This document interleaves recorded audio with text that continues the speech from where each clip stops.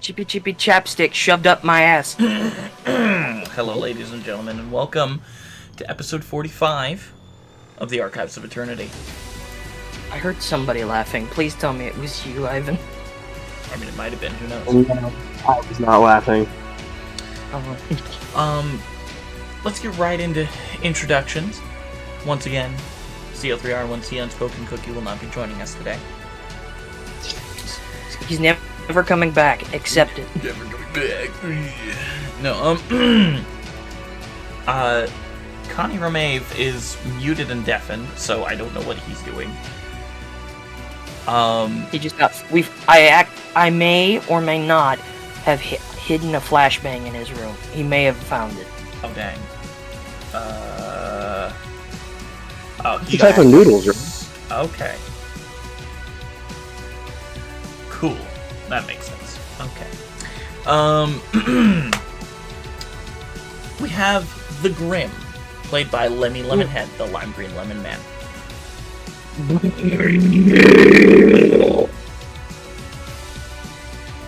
We have Con Incubo, played by the brilliant Professor Zool. Help me. I started studying Old Greg.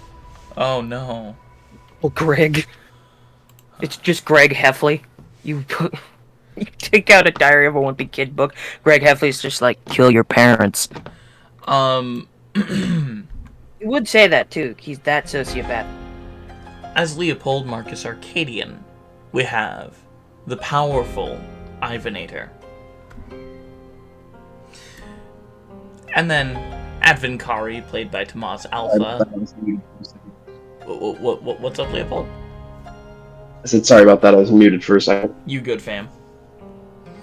And then Advinkari will be joining us later, as you know, he is still doing the goofy stuff. As far as announcements go, episode 44, One Way Trip of the Archives of Eternity, is up on YouTube, so go check that out if you haven't already. Please go say hi, like it, share it, all that jazz. I'll give you the summary. We're going on a trip in our favorite pirate ship, zooming through the 7 seas. I have herpes. I have herpes. Okay, it's good to know. I couldn't rhyme 7 seas, okay? The dog has fleas? I don't know. No, I have herpes. Okay. Stating a statement of fact. Okay, apparently he has herpes. No, I believe the correct term is derpies. Oh my god. I will be posting episode 2 of chapter 2 of Aeidros Expanded this Monday. I finally got it finished. I just need to post it. So I'll be posting it this weekend. I just need to put it up there. I've been a lazy goat and, bad boy. And then the next episode will be another NPC, and then we'll get to another player character. Hooray. What NPC and then what player is next? The NPC will be Nima. Nima Jackalope. Since I was not able to post her episode during the Aeidros Expanded, during the last chapter of Aeidros Expanded, I will be posting her episode this chapter. And then after Nima Jackalope, it will be Con Incubo. Telling us a little bit about his backstory and a little bit about his journey as an adventurer. I'm definitely not predisposed to like that particular episode. Definitely not. But all that.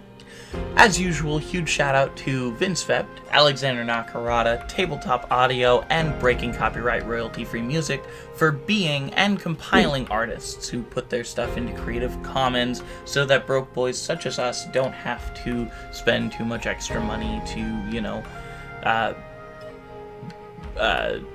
use music in our use amusing audio and amazing music in our games. So please go check them out, and please go give them a subscribe or follow wherever you find them. And yeah. Also, please think about donating to us. We have a donation service in the description of the majority of our YouTube videos and underneath the Twitch stream right down there. Also think about going to go follow the official Legends of Aeidros Twitter, or X, whatever it is, which is run by Tamaz Alpha. Yeah. And please think about going to go follow me on Instagram at echraganleviathan. Or I think it's actually just at Echragan. But still. And think about subscribing to the Legends of Aeidros YouTube, also under my name, echraganleviathan.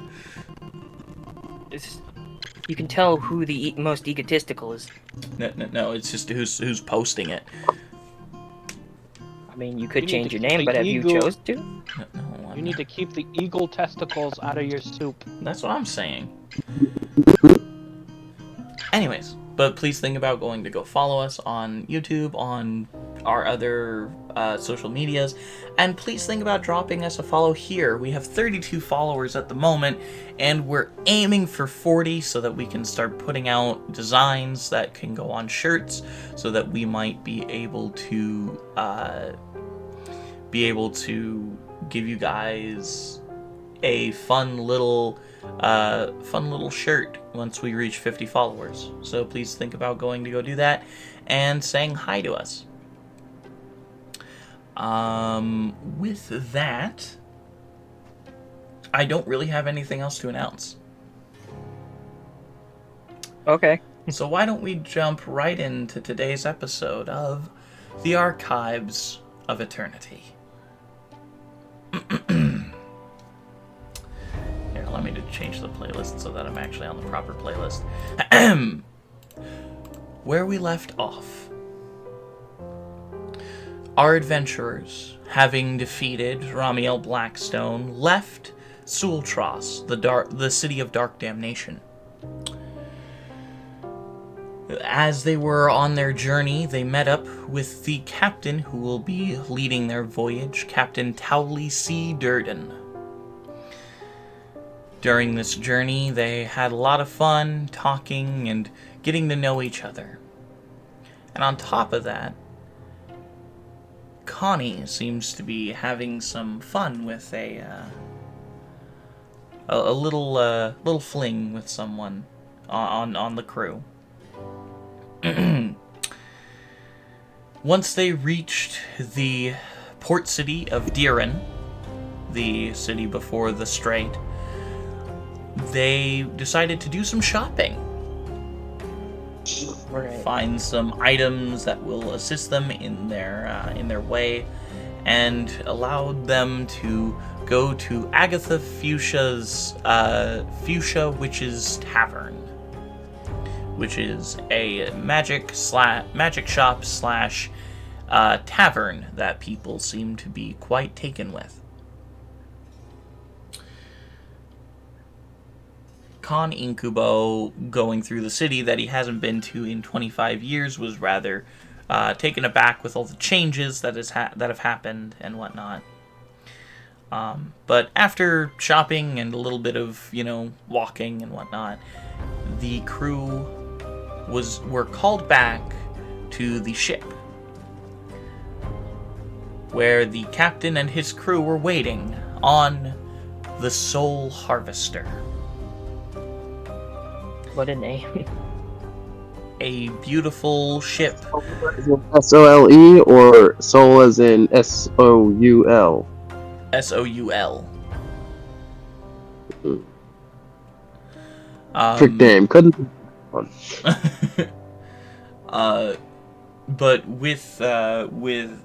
it is a beautiful 3-sail galleon that seems to have seen quite a bit of action.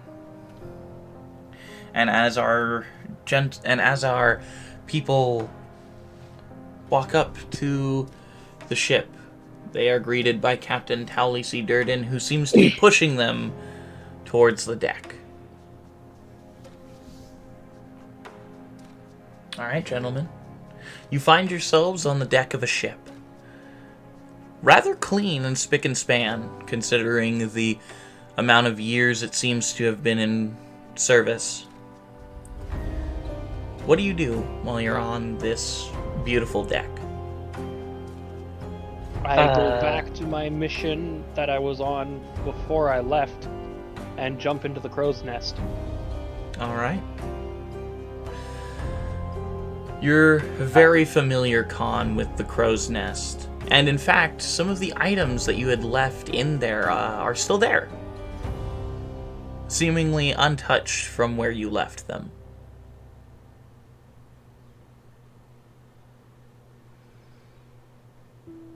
Including a small, heart-shaped necklace. Rather shoddily put together, but still a necklace nonetheless.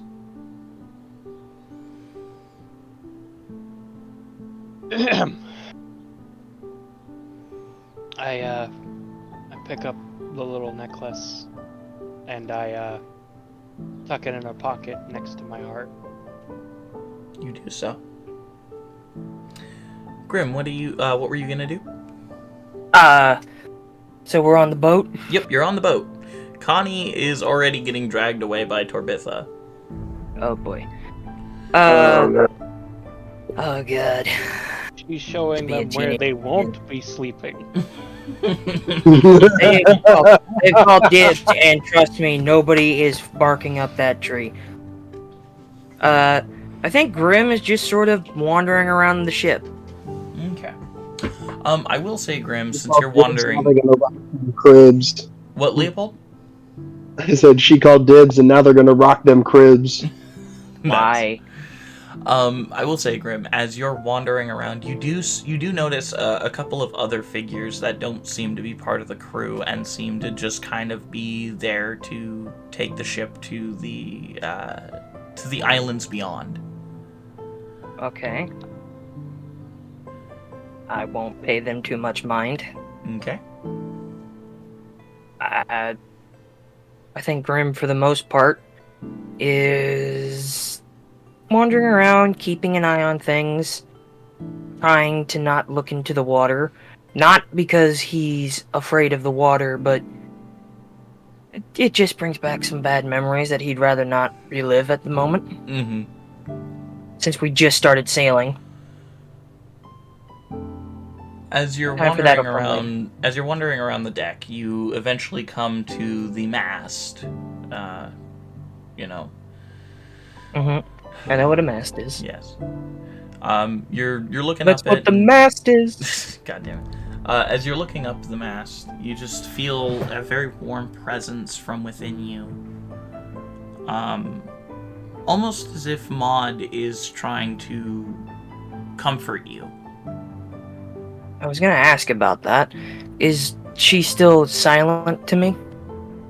She seems to be awake right now. She seems to have awakened once more. Okay. I guess I check up on her for a bit.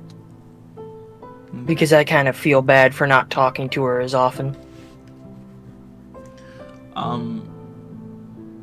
She seems a little bit distant, but is very open to any conversation you wish to have.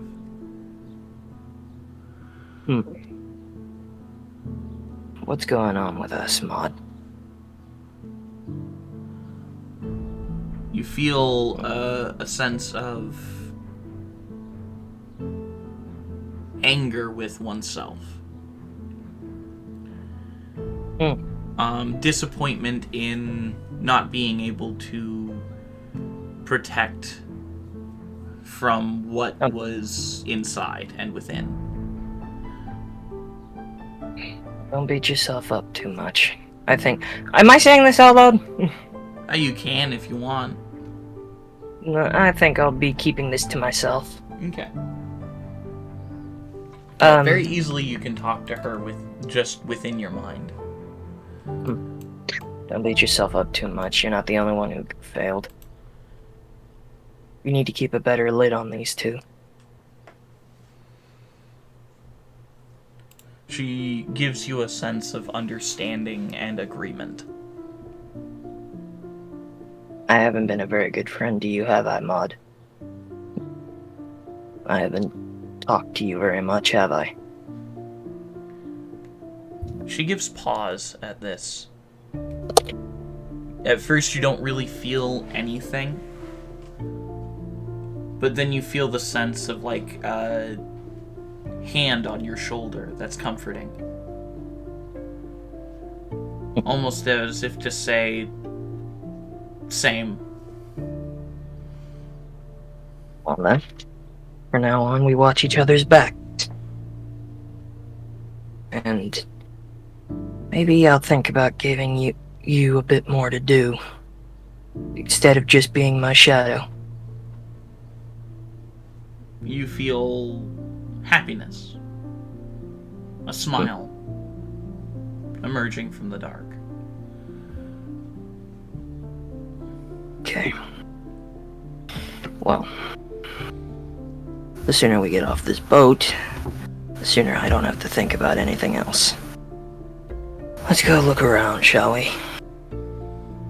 As you turn around, you see Captain Towley C. Durden looking at you with his one eye.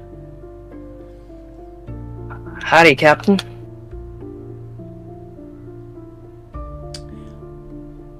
Is there something you need? Oh, okay. I don't need anything from me, from the people not of me crew. I just figured I'd tell you that food's nearly ready if you're willing and able to eat. Well, I'll be there. I'll see what I'll be there. Yeah, I'll be there in a bit. Thank you, Captain.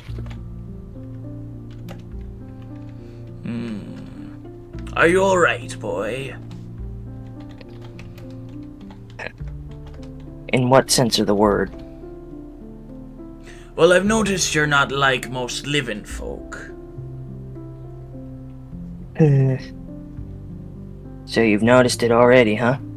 You're quick. You could say I've been around a lot of unnormalcy. Things that aren't normal, I guess, would be a better way to put it. Not normal. That's one way of describing me. But you shouldn't worry about me, Captain. I'll be fine. Alright. I've been this way for 13 years. I'll be fine. I'll check up on you if you need it. Appreciate it, but thank you. And I wander off again. The captain kind of follows you for a second and then breaks off to go up to the wheel. I think I will go up to the. I'm pretty sure we would call it a mess hall or something like that. Yeah, down to the mess. Yeah, I'll head down there in a bit, but first I'm just gonna look out at the water for right now. As you look out at the water, you see it's calm. It's very calm, almost too calm. You feel the wind is pushing out towards the east. A little bit south, but out towards the east. Too calm, you say? Mm-hmm. Can I make... I'm probably not very good at being on a boat, because I'm mostly land-based, but can I guess, make an insight check on the ocean? Sure. Or, I suppose, what kind of check would it be to see, like, if there's something fucky going on?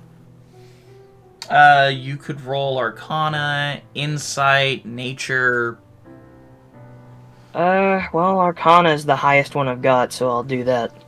Okay, sure. 9 plus 7, 16. Okay. This water is very much not naturally calm.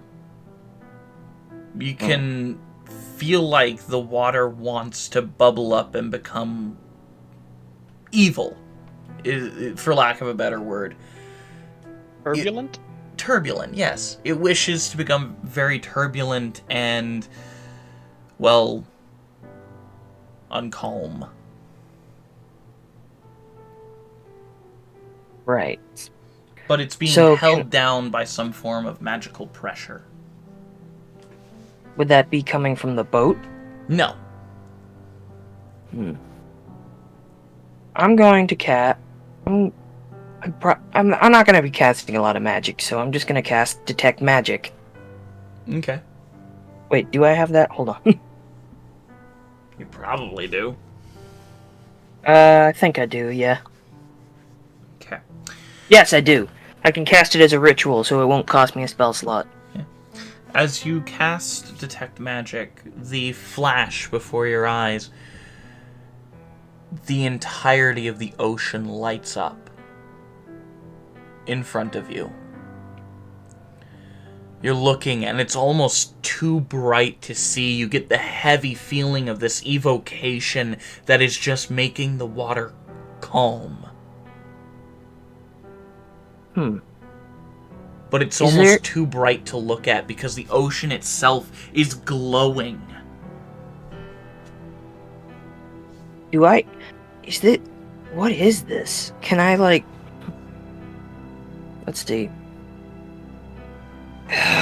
What can I do for this? Because this feels like a very bad thing. But I also feel like if I were to cast Counterspell, which I do have, I'm not saying I cast Counterspell wouldn't work. Counterspell is in reaction to someone casting a spell. Right. So, can I, like, figure out... Like, why... What is this? Can I... I mean, it seems like someone or something is keeping the water calm. With magic. Can you do a history check, please? Sure. Me? Yeah. If you want to make a history check, you can make a history check. Sure, okay. I'll make one. 8 plus 7, 15. Basic history comes back to you, Grim. World history, specifically. And if I... Oh, by the way, I also have borrowed knowledge. Yes. Emperor Antor Lytharian was an extremely proficient arcane master. And once he became a lich, he left the Lytharian continent and became the ruler of Desh, creating a pathway that only a certain few captains of the sea knew about. Right. And made it to where only those who went on that path would be able to reach Desh. Okay, so we're going down... So this must be the path he set out. Mm-hmm. That is what you can assume. This is part of the Dire Strait. Right. The Dire Strait. I'm not entirely sure what to do with this information. Perhaps nothing. As I'm thinking, I think Maud just kind of like... Maud kind of shows up floating next to my shoulder as like a little fish or something, like Flounder out of fucking The Little Mermaid. And is just like... just trying to joke with me. Just you like, see tiny little shadow air bubbles emerging from her mouth. Haha, you're funny. You feel laughter from her. Alright, let's go get something to eat. And I don't really want to think about this. And I go down to the mess. Okay. Leopold, what are you doing? Leopold is just gonna look around take in the sight of the ship, turn to the captain and say, "You're on a tight vessel, sir." I try. You know, I've only had one attempted mutiny my entire time captaining. What happened? Well, you see, me nephew tried to take over the ship. And, well, when he did, I shot him. Oh, that bastard. What? Right in the head? I'm to lie, that's a little anticlimactic. Aye, it was. And then I killed all the people who were reckless enough to try and join him. Oh. But you know, allures of gold and lich rulers and all that. Family's family, you know. the usual. That's the only attempted mutiny I've ever had on me ship. But Where then are his son, the... of course, was stupid enough to leave the crew.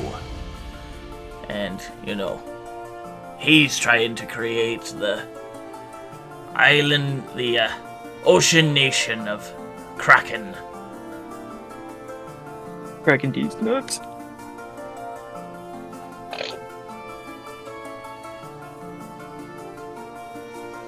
Sorry, you were going to ask a question. Where might the quarters be? You go through the door right underneath the wheel, then you go down and take a left. Thank you, sir. You're welcome. Leopold is going to go to the quarters and stow all of his belongings, strapping them down tightly. Okay. I don't trust a single fucking person on this ship. That's fair. I mean, they are pirates. I mean, yeah. It's just funny. Towley kind of looks up to the crow's nest while he's behind the wheel. Sir Khan! Why don't you join me in me quarters? It'd be a pleasure, Captain. I'll fly down to the wheel, over towards the captain, stand next to him, and stand ready for when he's ready to go have our meal. He locks the wheel in place. Prepare the ship to leave, first mate. You see a familiar rocky individual. His body completely what looks to be formed of igneous rock kind of looks over at the captain. As you command, sir. And kind of goes back to it. You recognize this person to be First Mate Kernan. Kernan? Kernan, yes, I will. Mate Kernan. B or C? Kernan. Okay. Okay. Got it.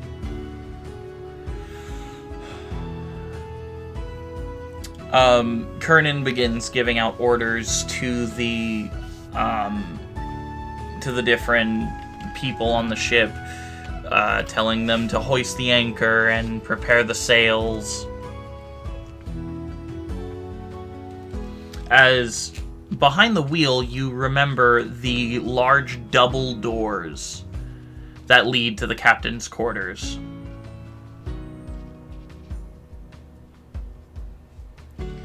And the captain leads you through them. You see a beautiful, ornate room with bookshelves upon bookshelves. You see a cozy little bed that seems like it could probably host 2 people in it. You see a desk with a quill and inkwell. with maps and charters all over it. Why don't you take a seat? He motions you to sit at the other end of the desk as he takes a seat on the far side of it. Thank you, Captain. A large, double-doored window stands behind him as he sits down, looking at you with his one eye. Sir Khan, your men came to me, and they wanted me to give you a message.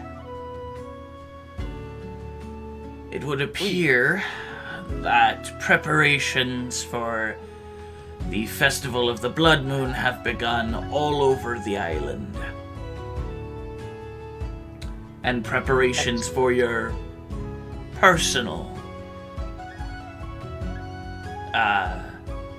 event are underway. Most excellent. Thank you so much, Captain, for relaying this message. Absolutely. It is truly uplifting to hear. You know, And I saw that nobody touched my stuff in the crow's nest. We only had one person in the crow's nest since you left, and that was Polly. Bitch. Oh, I'm mighty glad that he didn't touch any of my stuff. He was very Polly's pretty good about particular. that stuff. He was very particular about not touching your things, Sir Khan. I do miss him. He was a good lad. Closest thing to a second mutiny I've ever had on my own ship, though. Really? Was that after or before I left? After you left. Ah. What happened? What happened? Edward and Polly left at gunpoint.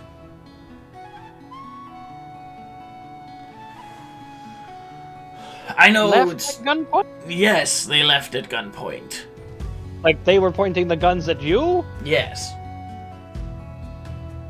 But it's only because they took the Kraken's skull with them. Okay. I did hear about that. They call it the Kraken's Howl now, I think? Aye, that's what they call their ship. Apparently, So they've sunk over 1,000 ships already. Really? Quite the number. Quite the number indeed. But on top of that, they've also been building their own nation out at sea, so it's been rather intriguing to hear about. You know, while I was in a pub or a bar, some of the patrons were talking about that. One of them had the audacity to say that he survived an encounter with the Kraken's Howl. Only if he joined the nation. Which he wouldn't be endearing if he did.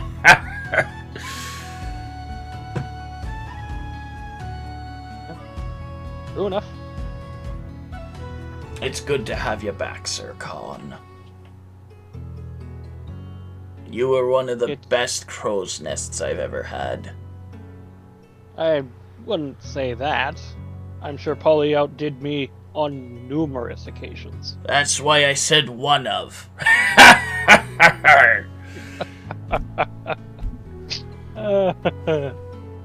But no seriousness, Sir Khan. As he says this, the boat begins to list and move, kind of tilting side to side a little bit, as the boat begins to break away from the port. Are you truly planning on going home? I even got the okay from the Lich. You already I'm got now the out. okay from the Lord. Well, can't argue with that now, can I? No. Most people can't. Especially when he gives you a count hood and says, "Have fun."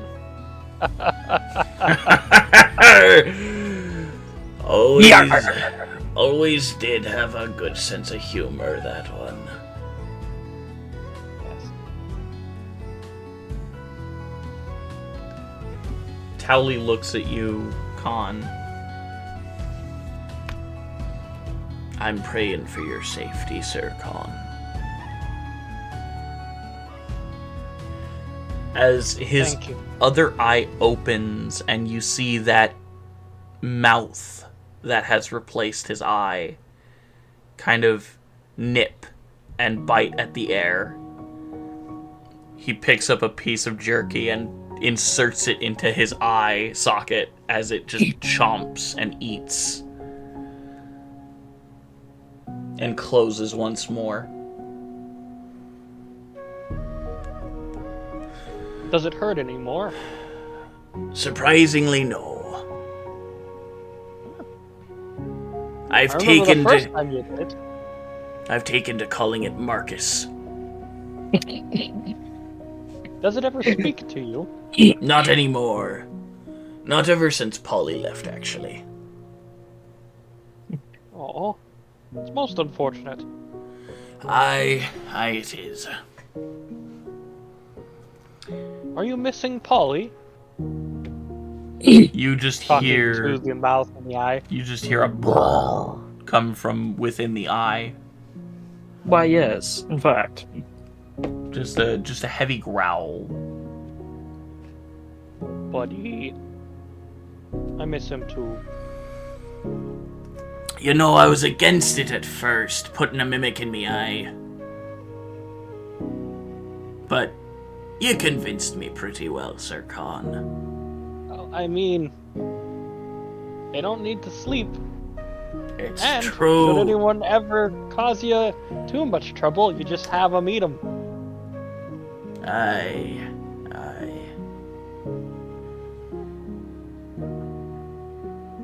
It's good to see you, Sir Khan.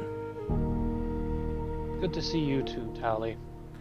He stands up from his chair, walks over to you, Khan, and he just gives you a big hug.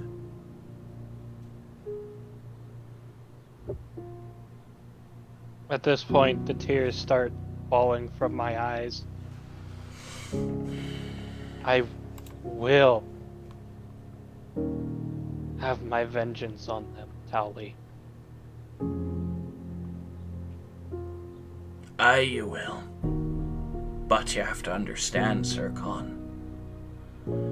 The path back...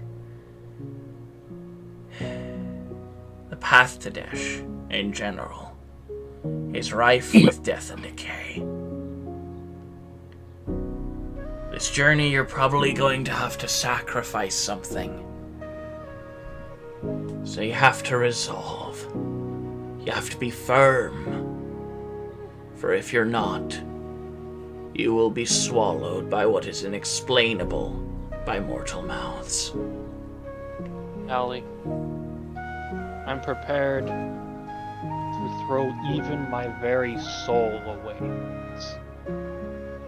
Just make sure you're not devoured by what is seen as abominable and disgusting in society.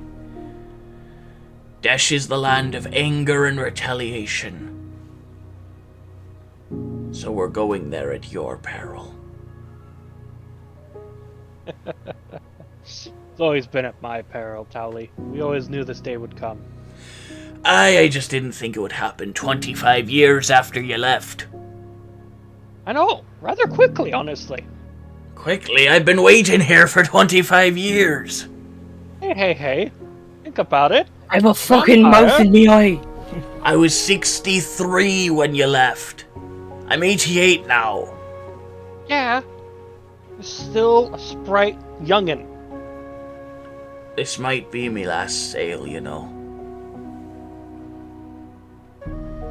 Should we survive, and I succeed, you're always welcome to settle down in my lands. Are going to be quite busy. I've even invited a dragon. The Isle of Desh is bit glum for me. But there'll be Warforged, there'll be the Crimson Cloud, there'll be a dragon.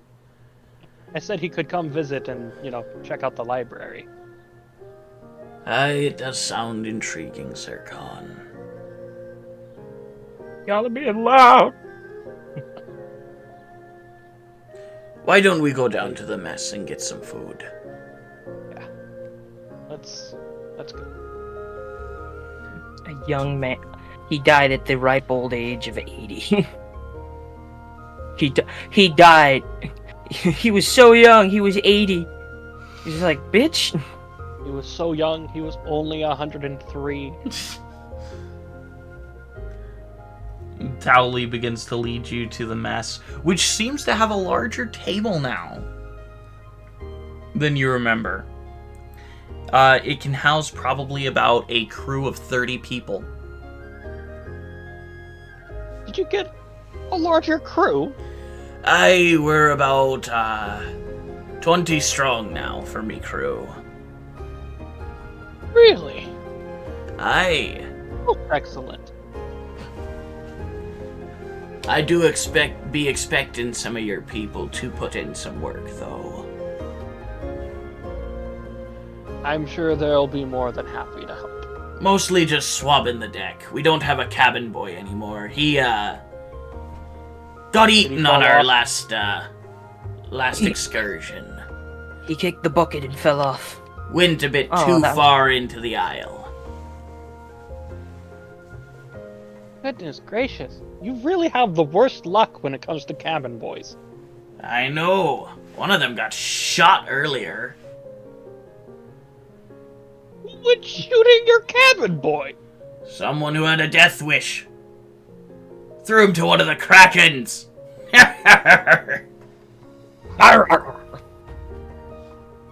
Good response. I've sailed beyond the strait 5 times now. Let's try to keep on the straight this time. I'd like to. Let's see where the winds will take us. As you eat, and the boat seems to kind of list, you all begin your 5-day journey towards Desh. A 3-hour tour. Who wants to roll first? DM, that More. first night, I do dream of, Electric Aquila. sheep. Of what? Of Aquila. Hmm. I do dream of her. Alright. I mean, I can roll if you want. Sure. Do it, Grim! Roll for the Alright. first night. 13. 13. Okay. All eaten by sharks. Land sharks. Could you roll a d4 for me, please? Okay, why? Just please roll a d4 for me. 2. 2. Okay. It is a quiet night. Luckily, nothing seems to catch the the boat does not seem to catch the attention of anything. You go nicely into the night.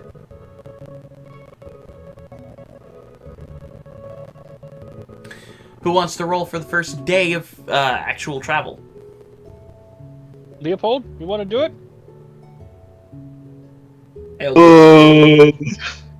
I'm scared. Roll a You should d20 be. for me, please.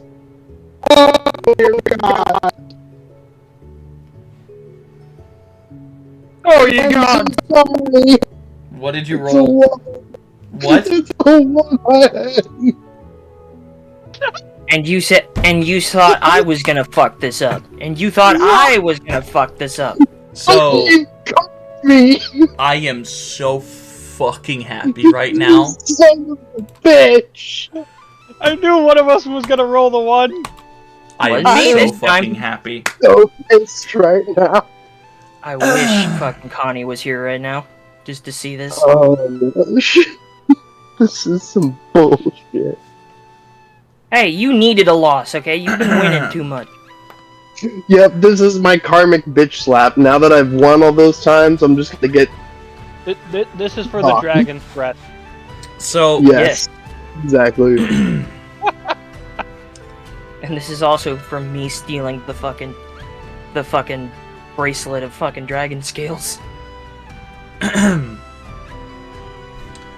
as you all are on the ship, Khan, you feel something's off. The air begins to grow cold. I pick my head up out of the crow's nest and be like, please, gods, tell me we're not hitting the edge. You see Towley is looking around. Something's off. Can we say that I'm awake too? Because I only need 4 hours. Well, you're all awake. It's the first day of travel. Oh, right. Is there a mysterious fog? Yes, there is actually. I fucking knew it. As the fog begins to roll in over the ship. I think Advin's here. Indeed. Advin, just in time. Just in time. Leopold rolled a 1 on the random encounter table for the first day of travel. It wasn't me this time. I'm happy about it. Oh my. I'm so sorry. Don't be. He should I don't know what's gonna happen, but it's gonna be bad. As the hey, I don't have to breathe, so fog you better hold your breath. begins to roll over the ship's deck, you hear screams, sighs, sounds of death, the smell of decay. We need to stay along the strait. We are not in the strait anymore. You look beyond the deck, and you see what looks like a boat. Oh. But as you look, you see it is just the back half upturned. DiCaprio, are you on there? It would Did you survive? appear we've accidentally gone off course. So, this is the last episode of Legends of Aeidros. Thank you for tuning in. Blame Leopold. I'm so sorry. Should we go check it out? I don't think so. Everyone brace yourselves. Isn't Avin like in the warehouse? So you're all on the ship. If you want to be on in the warehouse, you can. No, because I remember last episode, Advin stayed in the warehouse to take care of his dragon. He said, "Don't call me if you're in trouble, or we're at our destination." I see. Only call me if we're either A, in trouble, or B, have reached our destination. I see. So he's been he's been in the warehouse since before we boarded the ship. Okay. Yeah, we're fucked. Connie, Alright, get over here. Azul, Jesus Christ, what are you doing? This is your fault. I blame you. Everyone, you're gonna want to tie yourselves to the deck. Towley is tying himself off to the mast right now. And you see everyone on the boat start tying their safety ropes to themselves and helping the other passengers. What's up, Leopold? Leopold is going to take a belay pin and tie himself off at the closest possible point. I don't know what the fuck to do. Grim's gonna tie himself to the mast, I guess. Okay. Khan does not tie himself down, instead choosing to walk down the mast with his spider climb ability. Okay. Also, wait, hold on. Can I roll a nature check to see what this is? To Or see like- what the fog is, or No, like, what... Can I roll, like, can I guess what's happening? go ahead and give a guess. My family's monster hunters. We don't really deal with aquatic creatures, but still, what would this constitute? Just give me a guess. What do you think is happening? Something, either a kraken or a siren. I have a quick question. Yes, Leopold. Should we do a performance check to see how well we have tied our ropes? Why would you ask him that? God, you're like the kid that asked the teacher for homework. I'm gonna say sleight of hand. Okay. Oh, you fucking... Can I do survival instead of sleight of hand? No. Can I do athletics? No. I 17, rolled an 18. 17 plus 1, 18. I also got an 18. Oh, no! Dope. Why is it with all my good stats I roll low and all the bad ones I roll high? It is the curse of the rogue. The curse of the duality of man. The curse of what the fuck is happening, G. As you're looking around, you hear the water start to pick up and bubble. The air gets deathly cold. As I you're... felt cold. Yes. You said there was screaming and howling Yes. the closer we got. Could I make a history check to try and narrow down what kind of undead creature this could be? That's what I was trying to do. Absolutely. I was trying to do that to figure out what I was... Because I'm a monster hunter. I know monster. Con, give But me a fine. history check, please. Fine. You That did not is assume negative. undead, you assumed aquatic. That's a We're in 6. the ocean, man. What was it? Just because there's we're in plenty. the ocean doesn't mean a monster What? is aquatic. What was it, Con? Number 6. Numero 6. No, okay, so you got a 6? Yes. You're not I do not know. you're not exactly sure. It could be any number of spirit type undead, ranging from banshee all the way up to like just a standard shade. I In that do a case, I'm history- gonna plug my ears with Okay. some cotton. Okay. Can I roll a history check to see if there's anything I'm that gonna- I know about monsters? In general, I guess. I'm gonna take a hint and use some wax that I have from a candle Okay. and just I- plug my ears with that. I So use so alter Grim, shape to make my ears non-existent. Okay, I will allow it. I mean, fuck! I don't have skin! I don't have regular skin! I am Venom, okay? I can make my features what I want. I'm just Move your ear So- holes. happy that you used Alter Self to do that. That is like Yes. one of the most creative uses of Alter Self I have ever seen. And you know what? Just in case Yeah. it's a sight-based thing, in case... Should I blind myself? I mean, you can if you want.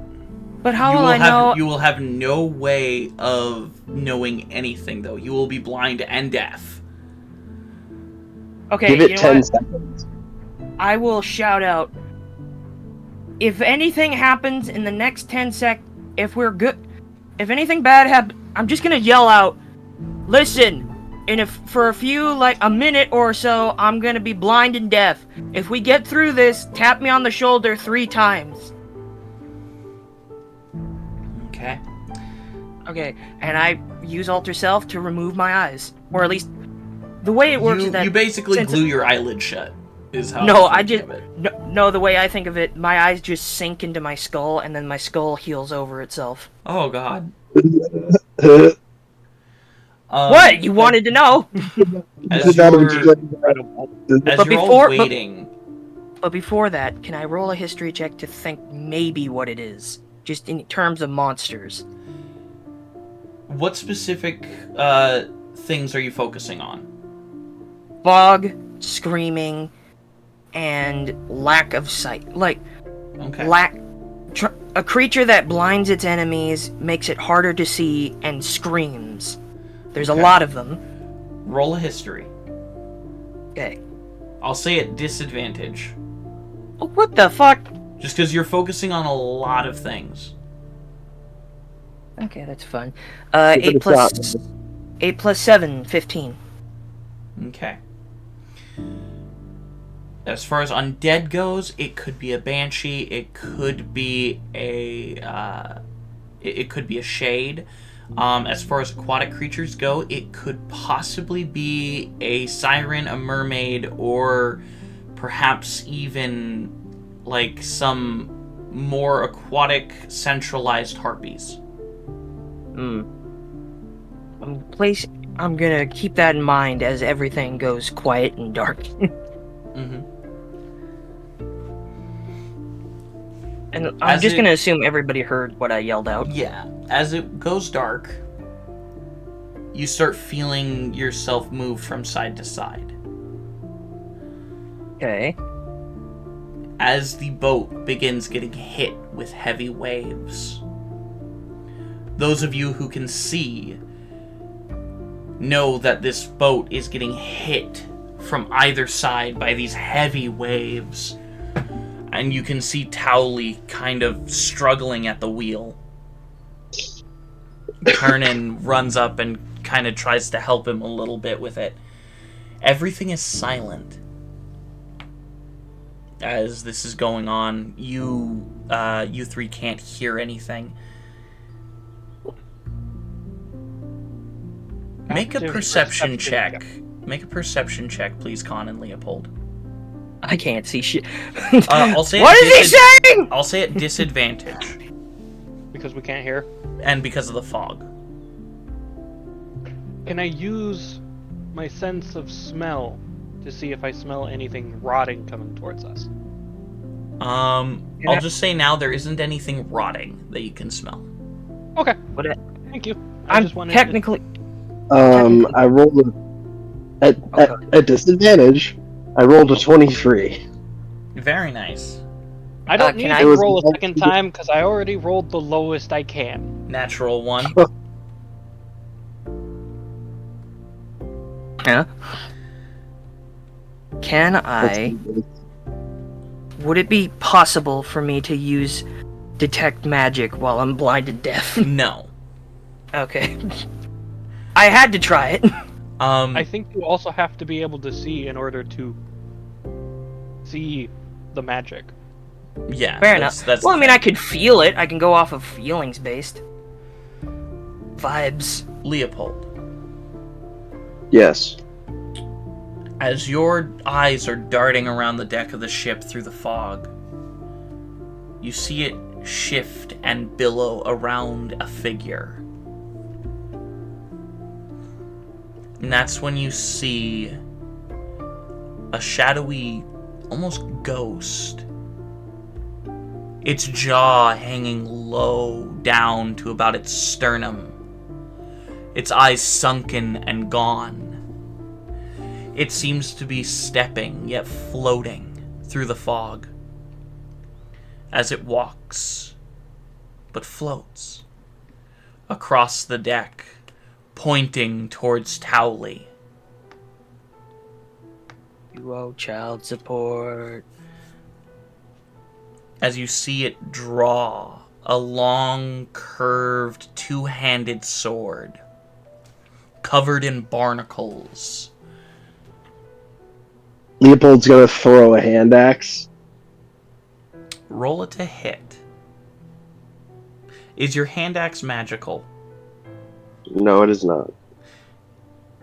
As you throw I only not have yet. one magical weapon, and I don't want to throw it. As you throw your hand axe, You wasted it goes a weapon. right through the torso of the creature and sinks Fuck. into the deck.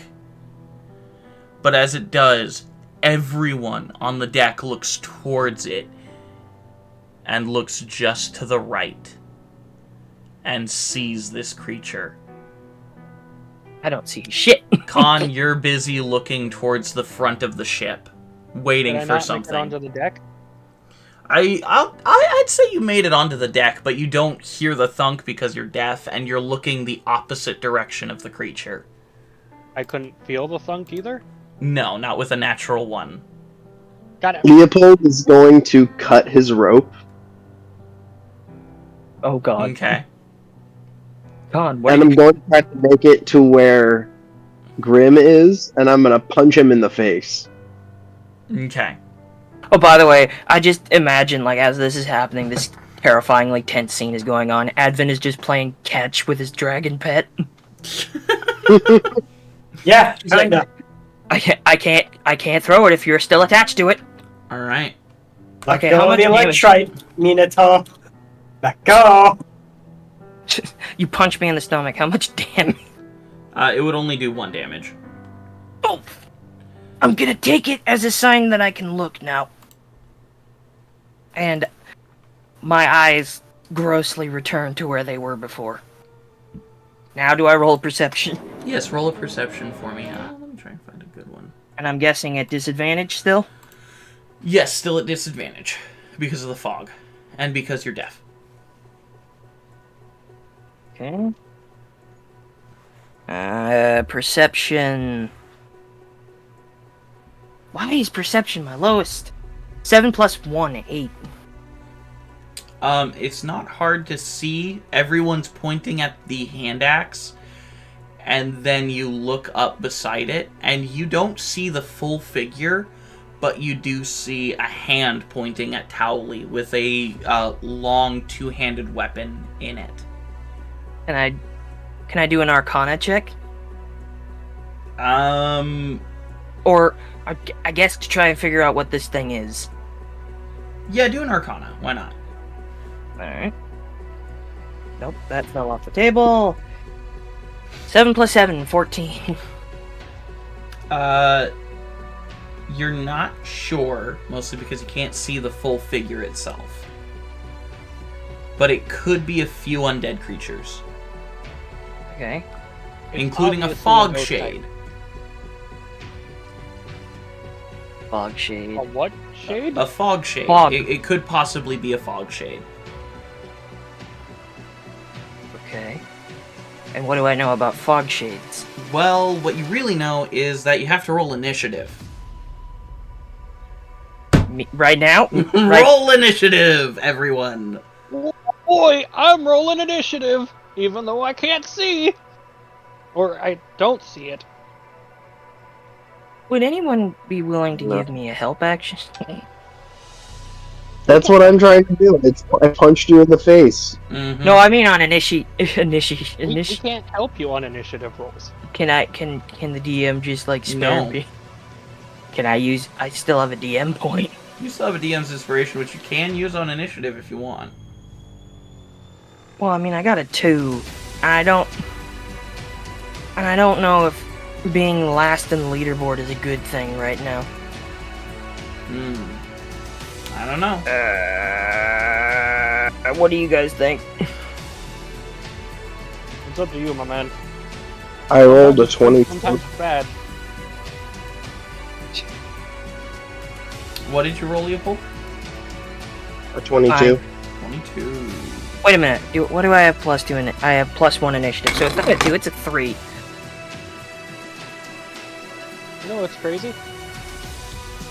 What? Also got a 22. Oh.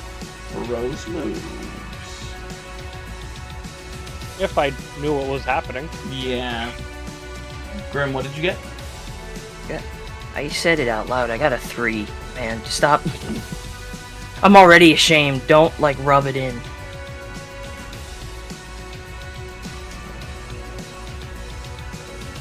Fuck. See, remember man. when we were talking before this that I need... why do I have such low initiative? It's not what you need for your character to work. Yeah.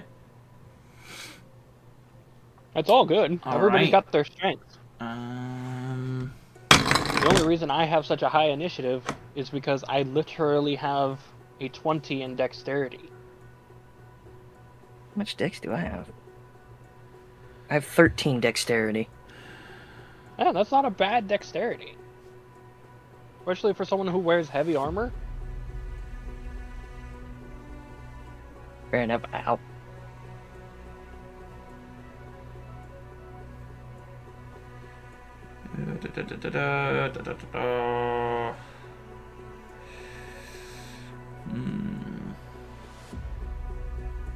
Sorry, just rolling initiative for other folks. Oh boy. We're fucked. Other folks include members of the crew. Well, yeah. Well, But those that who doesn't- aren't frightened, yeah.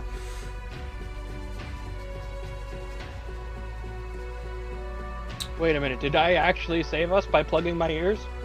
Yes. Hell Wow. yeah! Well, you plugged your ears. I just made mine non-existent. Yeah, but you guys took the cue from me to plug your ears. Yeah. Yeah. All right. The initiative goes.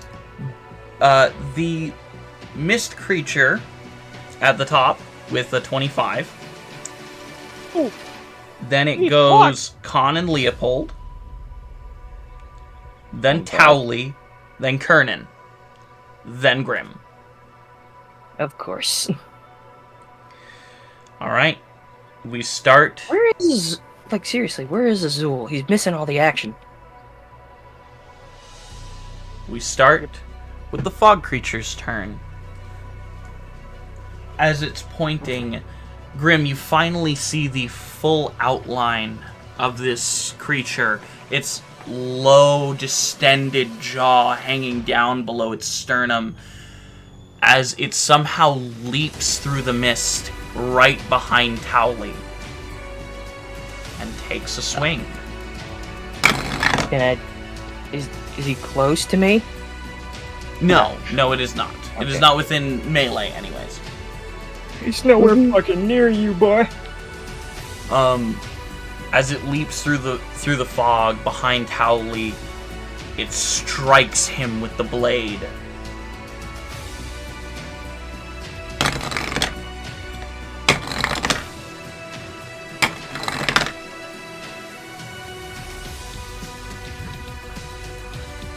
Dealing 25 points of damage. Jesus! You happy now that you brought an 85-year-old man here? 88. He's 88. It doesn't make it any better. You don't hear the Almost scream of pain, but you can see Towley's face distend in it. As the creature disappears once again from him, and Leopold does a 22 hit you. Leopold? Yes, that does hit A me. 22 will hit you. Yeah.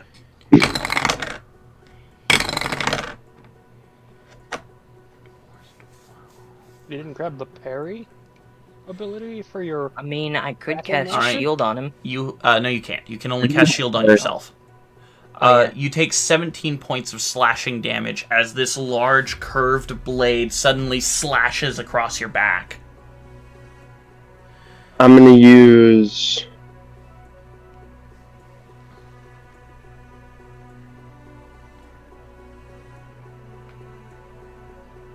Yeah, I'm gonna use parry. Okay. So I'm gonna roll...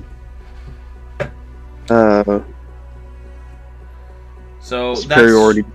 that's when a creature hits you on an attack, you're able to add a superiority die to your AC and then attack them, correct? No. No? That's It reduces the amount of damage by the amount rolled. Oh, I'm thinking riposte. Yeah. Post is where if they miss you, If they miss you, Yeah. you can hit you them. can take a... Yeah. You get an opportunity attack. Yeah.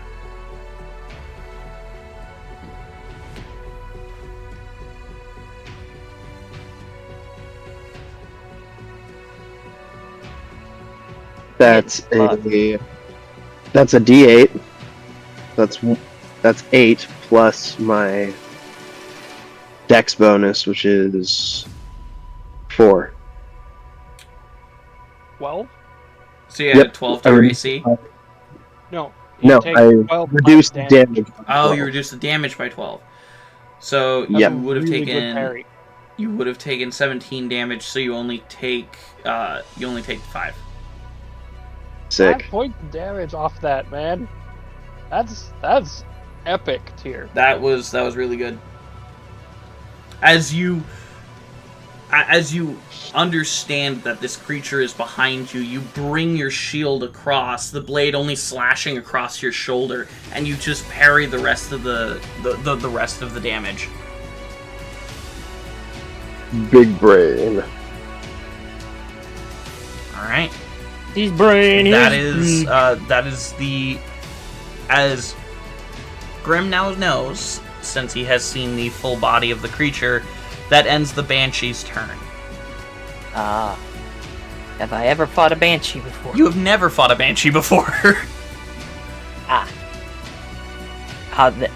I know it. Then I'd know. How do I know about it then? You've read about it once. All right. I had a dream once. All right. That brings us to Khan and Leopold's turn. What are you guys doing? Seeing that nothing's coming from the front, I turn around to check the rest of the ship. And you Do I would see what's going on? You would see that there is a Banshee harrowing Leopold. How far away am I? You are about, I'd say, 40 feet away. Yeah, you're not gonna believe this. You have 40 feet of movement. I have exactly 40 feet of movement. Wow. Let's do this I shit. run up, You're gonna run up, get done up. and I'm going to stab with my shiny gold dagger Mm-hmm. at advantage because my butler is giving me the help action. Okay. So you don't have disadvantage But, on the attack. That's good. Why That's would I good. have I'm not disadvantage seething. on Because the attack? fog. But I can see it clearly? Well, you can see where Leopold is. You can't clearly see the creature. Okay. Alright, so I will have a straight roll. What's wrong with a gay roll? Nothing? That's gonna hit because I rolled a 17 plus 9. That will definitely 9! hit. A 26 will 100% hit. And I'm going to Divine Smite. Fucking brilliant. Roll all that Which, damage. since it's an undead, I get an additional d6. Yep. So that's... So tell me how much damage your weapon does, and then tell me how much radiant damage you do. Yes, I will do that in a minute. I have to pull up Divine Smite real quick. Because the app, for whatever reason, isn't showing me Divine Smite. Are you It's happy now? weird You like proud, that. Leopold, that you did this? Absolutely. Hey, don't go judging him. Leopold, you gonna turn around and It's a attack the smite. creature? Oh, absolutely. Alright, roll with disadvantage. As the creature's form seems to almost be shifting in the fog.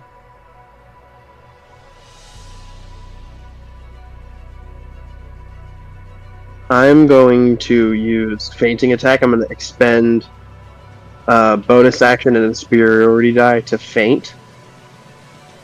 To give yourself a little added oomph to hit. No, to negate the disadvantage. Oh, duh. Yeah. Yep. Wait. Alright, you negate your Oh. disadvantage. Oda Obanaga? Oh, 1 second. Plus an additional d8 for... because it's undead. Yeah, okay. If I hit, I add the superiority dice. The superiority dice roll to the damage dealt. Yep. This is my music. Oh my Woo! god. Okay, let's have some fun. That's a 27.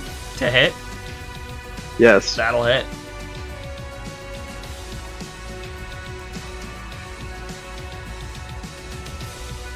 Alright, what's your damage? good damage on the dagger. Sorry, what was that, Con? Damn it. Well, it all started. So No rage. 13. 13. That's max damage for a +1 spear. 13 points the of damage. dagger, just the dagger, does 6 plus 5, 11 plus 17 is 28 points. Just the dagger. Okay. That's so 18 points just the dagger. 28. 28 points just the dagger. Okay. So 28. And then how much radiant damage did you do? I am upcasting it to a 2nd level spell, Okay. which makes it 4d8. Okay.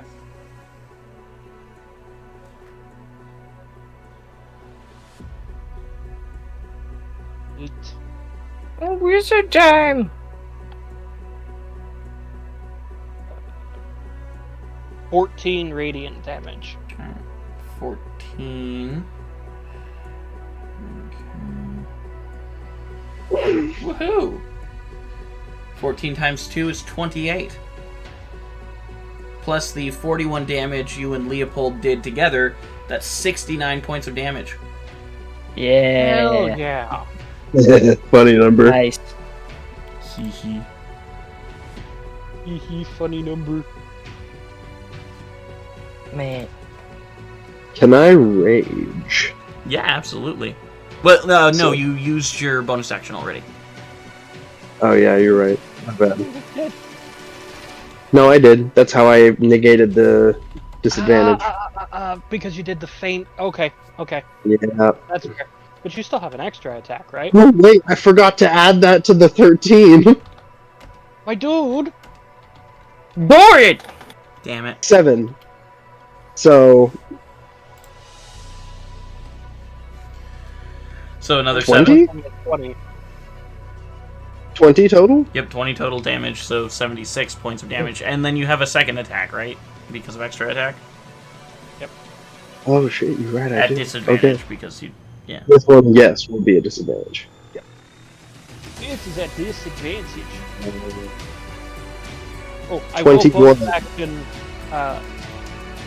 Hunter's Mark. You said 21, Leopold? Yes. Uh, My other roll was a 20, which sucked because That- that would have been awesome. Yeah, that will hit. Con, I do believe Divine Smite takes bonus action, does it not? Nope. Does it? Okay. Had I cast any other kind of smite, it would have used my bonus action. Right, because Divine Smite's part of your class, and it doesn't take anything. Yeah, it's a free thing It's a free that I thing. get to It's do. a free country. 8. So 8 points of damage. Yep. Alright, that's 84 points of damage altogether from that round. Well, I still have my extra attack. Oh shit. Oh, shit. But I roll a disadvantage on this attack, so... Pretty good. 19?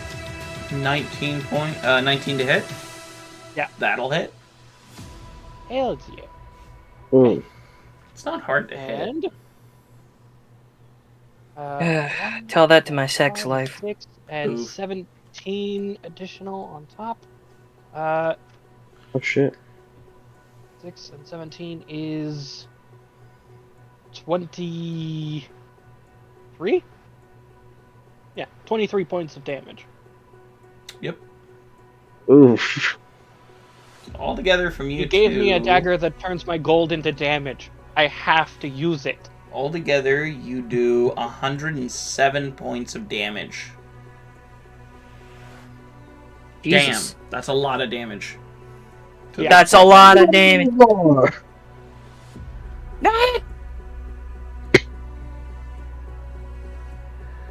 Okay. Could have used one of these, Phil. No need to get creative.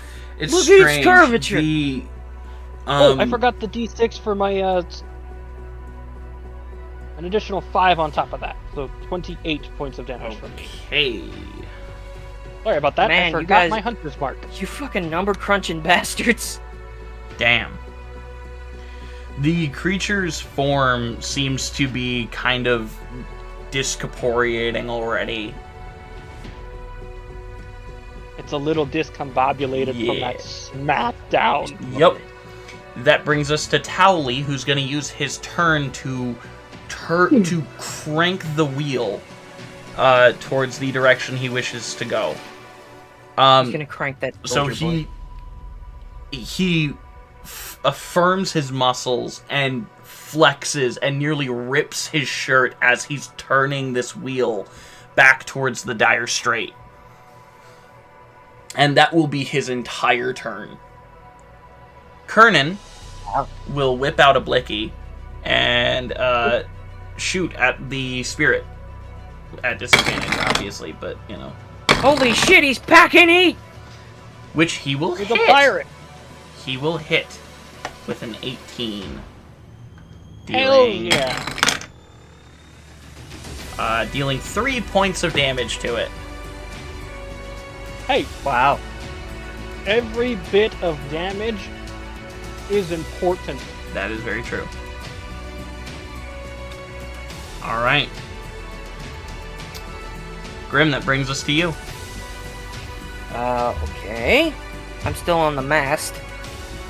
Yep, but you're basically like, I'd say 10 feet away from the banshee. Well, I mean, 10 feet away. Yep. I mean, I could take in his footstep, taking that guy's footstep, pull out Nemesis and start shooting. What do you think? I mean, you could.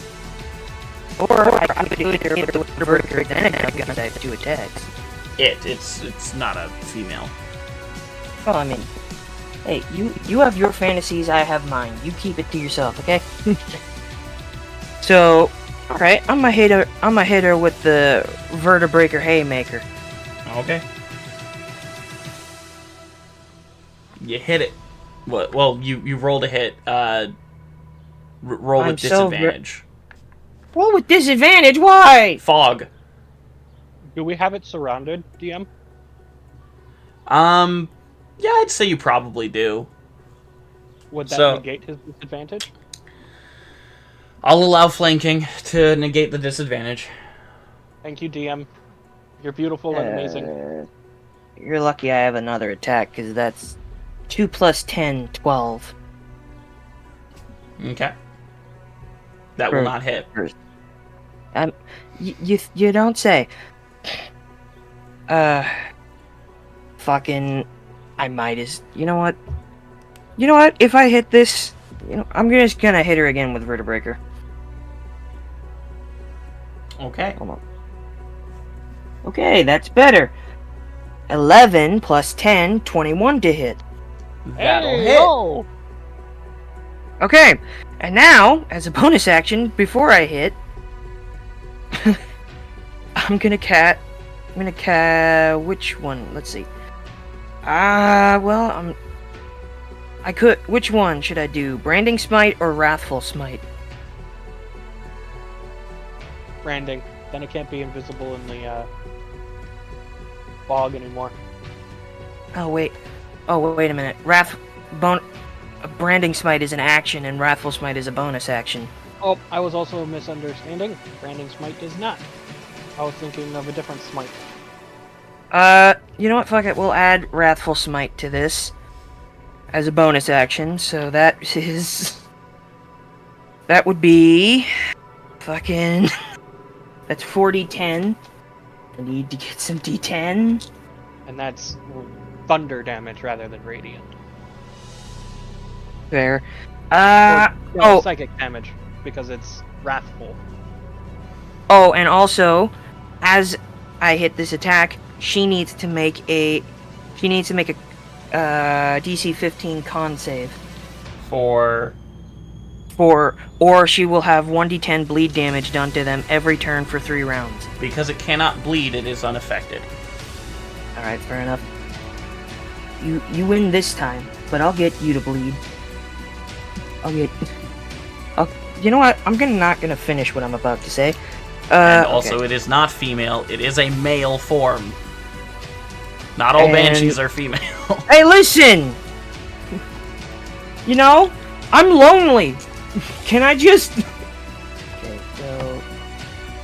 Okay, okay, so that's... Let me write this down. Can you start writing this down for me? How much Or damage somebody... you do? Yeah, because sure. So that's 9 plus 7 plus 7 plus 4 plus... I forget plus that. 7 Stupid plus... friggin- And then Wrathful Smite, to add on to that, is the next time... Wrathful Smite. Additionally, if the target is a creature, it must make a Wisdom saving throw or be frightened of you until the spell ends. It is not a creature, it is a monstrosity. Oh, you know what? Then I think don't that do still Wrath... counts, DM. Well, it Yeah. technically counts, but it's... So, But most Well, then I'm not ghost wasting a types bonus are- action on it. it's immune to fear. Most creatures are immune to fear. The Wrathful Smite would just be for the bonus damage Yeah. at this point, my man. Oh yeah, it's the next time you hit with a melee weapon attack during this spell's duration, your attack deals an extra 1d6 psychic damage.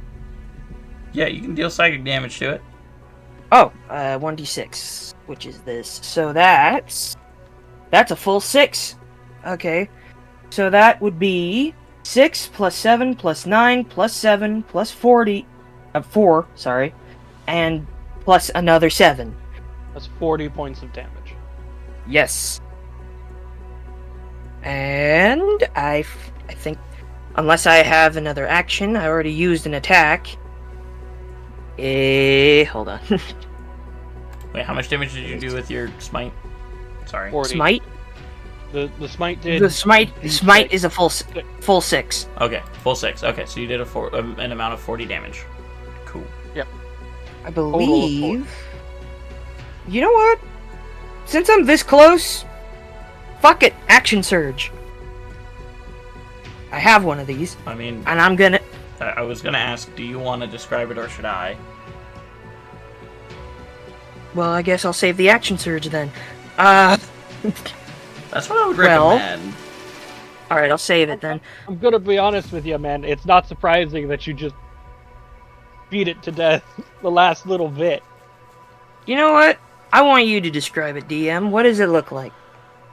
As you bring out Vertebreaker, you miss your first attack, almost seeming to like glide through its form, and as you turn it and bring it up through this almost incorporeal creature, it catches on something, slicing this orb in half that seems to be stored in the center of this creature. And as you do, it cracks and breaks and shatters, making this creature that was held within it dissipate. And as it does, you see a man's face screaming as he is dragged deep into the fog.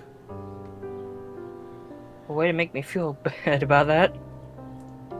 Don't feel bad. Alright, End of combat. end of combat. You guys are out of combat, and Towley's like holding his shoulder as he's holding the wheel in a direction. 3rd level, cure wounds. Heck yeah. Roll that I health. didn't actually. Man, I Second, didn't can actually. pull that up again. I'm surprised I didn't take any damage. I mean, I'm not. Leopold over here like 'tis but a scratch. A scratch Literally. your arms off. How much health did you heal him? 1 second. I'm grabbing the 3d8 now. Hurrah. Ooh, good rolls, good rolls! 8, 15, 18. What's my wisdom modifier?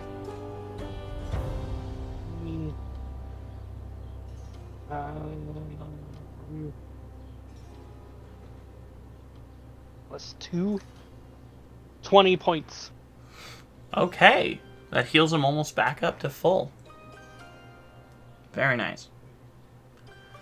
Full Can't have 20. you dying on this trip. Aye, and here I was hoping.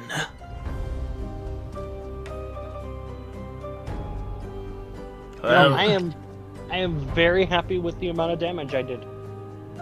I'd be happy with that. You guys did pretty good. I mean, I'm And surprised that I actually managed. Second level spell slot. I only used a. I think I only used the first level. Very nice. I mean, I'm surprised with the amount of damage I did. It's a good amount of damage. That sword does stupid amount. As I mean, you're yeah, being, all my. as you're being all my led wep- back to the dire strait, luckily we didn't go too far in. If we had gone any farther, we might have encountered some real issues. Ish.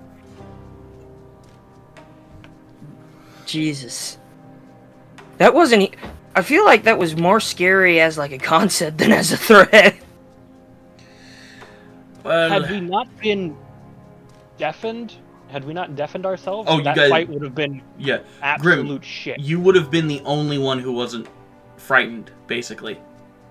Well, because yeah, I guess that does make sense. Not everyone can make their ears disappear on a whim. Well, on top of that, not everyone's immune to fear. Fear. I'm immune to fear? Yeah, I didn't know stalkers were immune to I fear. was fairly certain you were. I mean, I am no, now. you're not. You're not immune to I'm fear. immune Never to mind. poison. Yeah, that's it. Never mind. Sorry. But I mean, I can be immune to fear now. No, you're not. Yes, I am. If you're not immune, then you're not immune. I was thinking you were, Hey, but look. I was thinking of a different creature. I, Anyways, God damn it, I shouldn't have given you the idea that I wasn't. you guys make it back to the dire strait. This has probably added a day to your journey. Thank you, Leopold, for your shitty fucking roll. Hey, Be nice to him. All right. No. Who wants to roll next? It's either. I mean, Advin I can. mean, it's Con I've got or it. Advin, really. If Advin even wants to roll, I'm not sure because he's not really on the ship. 16. Well, I mean, fucking. I think Connie would if he was fucking here. 16, DM. 16. All right. My favorite age of consent. Could you roll a d4 for me, please? Certainly. 2. Congratulations. The winds seem to be in your favor. They seem to push you farther than you would have gone otherwise. You have successfully reduced your travel time by a day.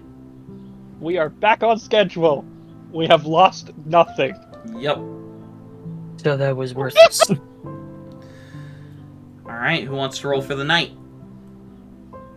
I mean, I can roll again if you want. I rolled for the day. You rolled for a night, I believe. And then Oh, Leopold oh, rolled for the next day. Yeah. Oh, We didn't Con roll. rolled for the night. Grim, if you want to roll for the day, you can. Okay. 16. 16. We're all just like, at one point during the journey, everyone else besides me, Con, and probably Leopold get so drunk they start singing sea shanties. Sorry, what was it you rolled again? Roll 16. 16. Could you roll a d4 for me, please? Okay. That's not a D. That's a D. Whatever. 2. 2D2? 2D4? No, 1d4. 1d4. Oh, okay. I'm asking for a 2. 2. Congratulations. Through the night, the wind seems to be within your favor. No, that's a day. Yeah, That's a day. We already You're right. did the night before. You're right. I'm looking at the wrong Oh, table. We are way Wind ahead. seemed to be in your favor. You have lost a day. I guess, yeah. You've reduced your travel time by a day. Yeah, We've okay. actually gained. Leopold, All you're right. up. Roll a 1. You're Roll a muted, 1. Leopold. All right, Leopold, would you like to roll roll for a the 1, night? Roll a 1. Yeah. Oh, I don't want to do this. Roll for the night, Leopold. Roll a 1. Roll a 1. Roll a 1. Shut the fuck up. Dude, Roll a no, don't wish him that. Roll a 2. Roll a 2.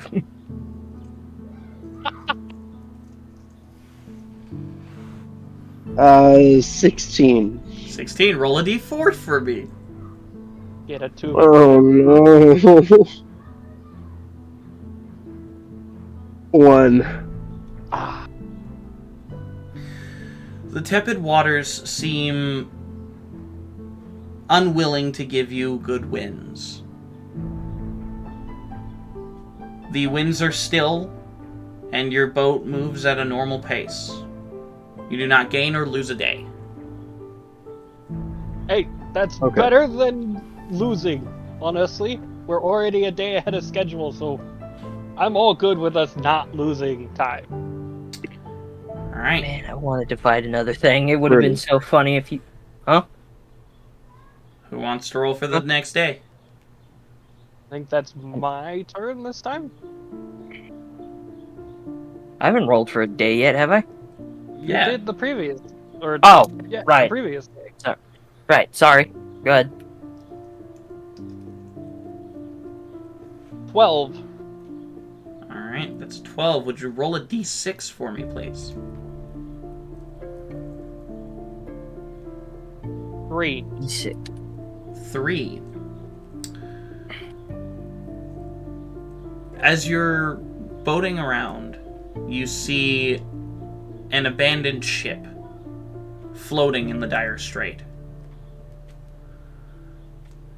The sails are torn. It looks almost as if it should probably be sunk, but seems to be floating on just a little bit of luck. A prayer.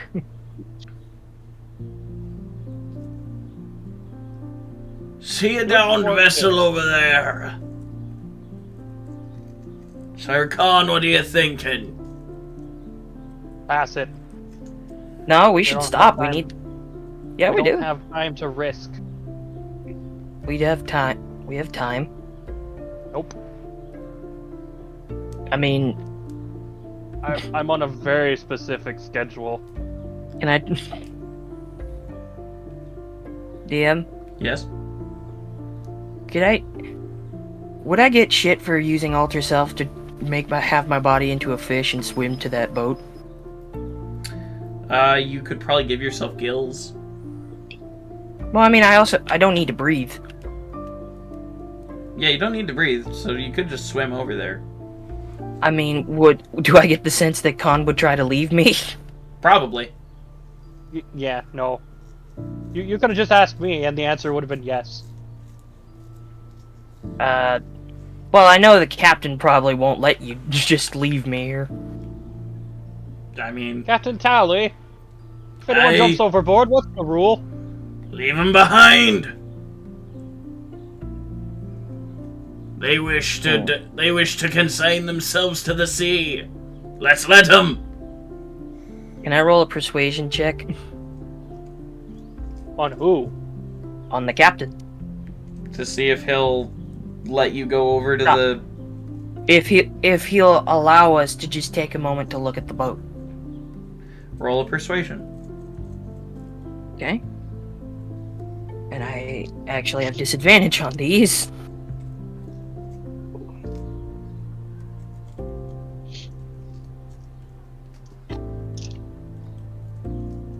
Six plus 2, persuasion, so 8.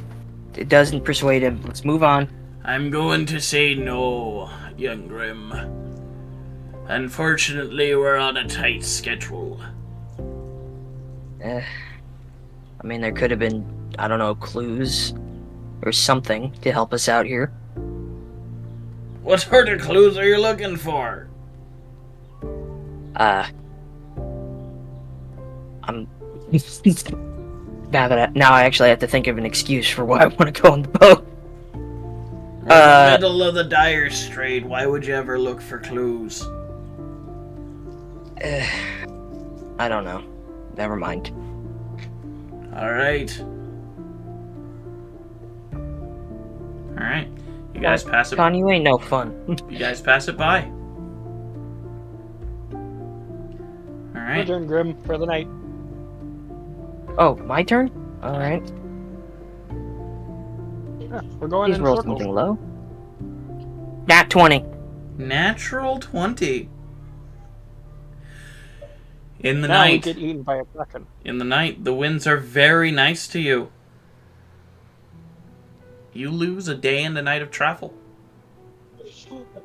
Oh yeah! Land Now we're 2 is days within and a sight. night ahead of schedule. Land is within sight. Hell yeah! You're up, Leopold. For the last day of travel.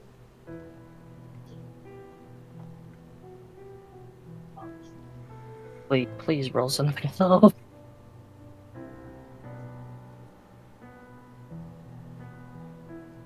Oh, Hey, he's busy. Leopold might be busy. Who knows? If either of you two want to roll, then that's okay too. I will roll then.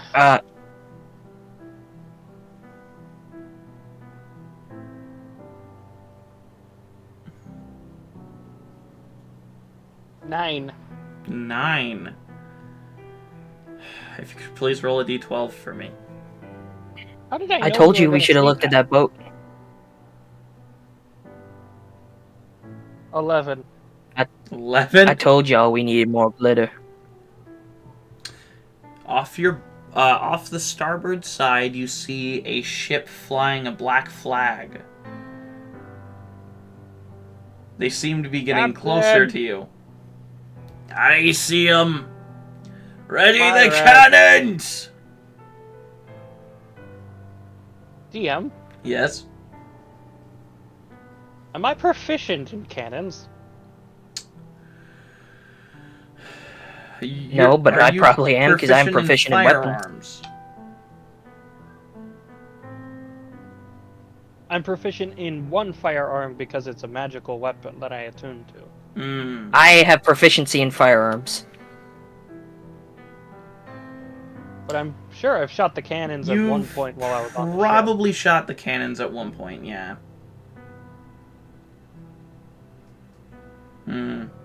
I'll allow it. Hell yeah. Thank you, DM.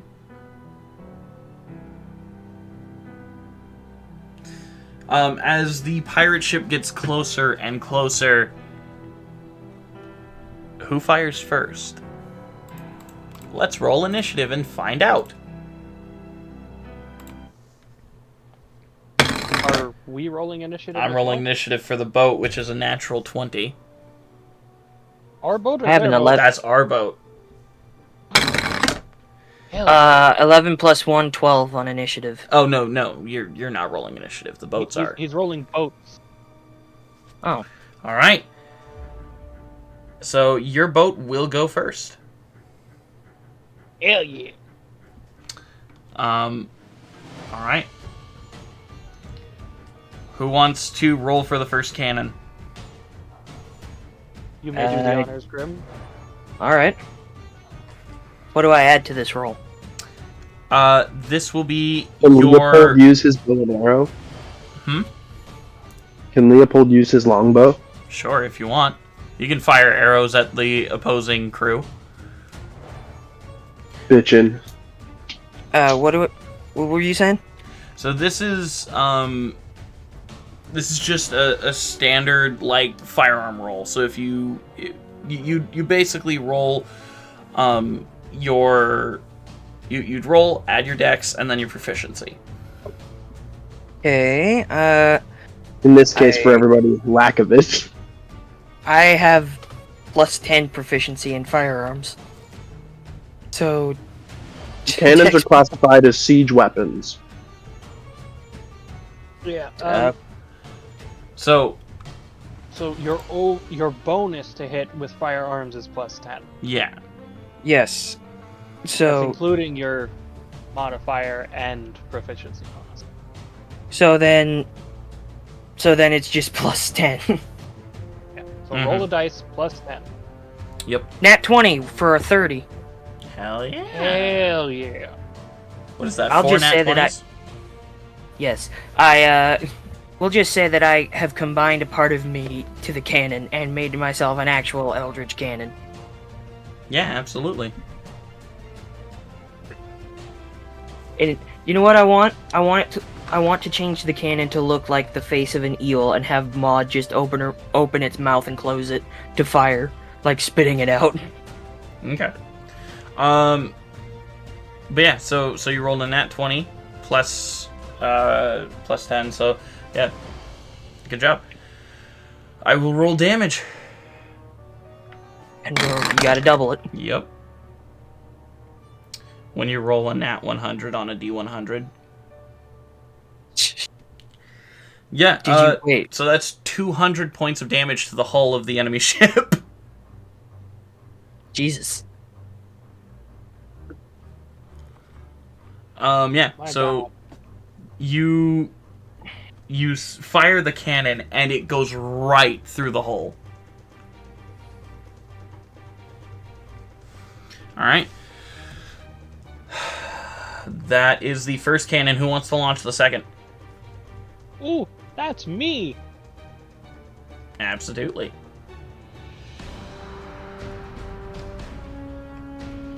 Roll it to hit, my good sir.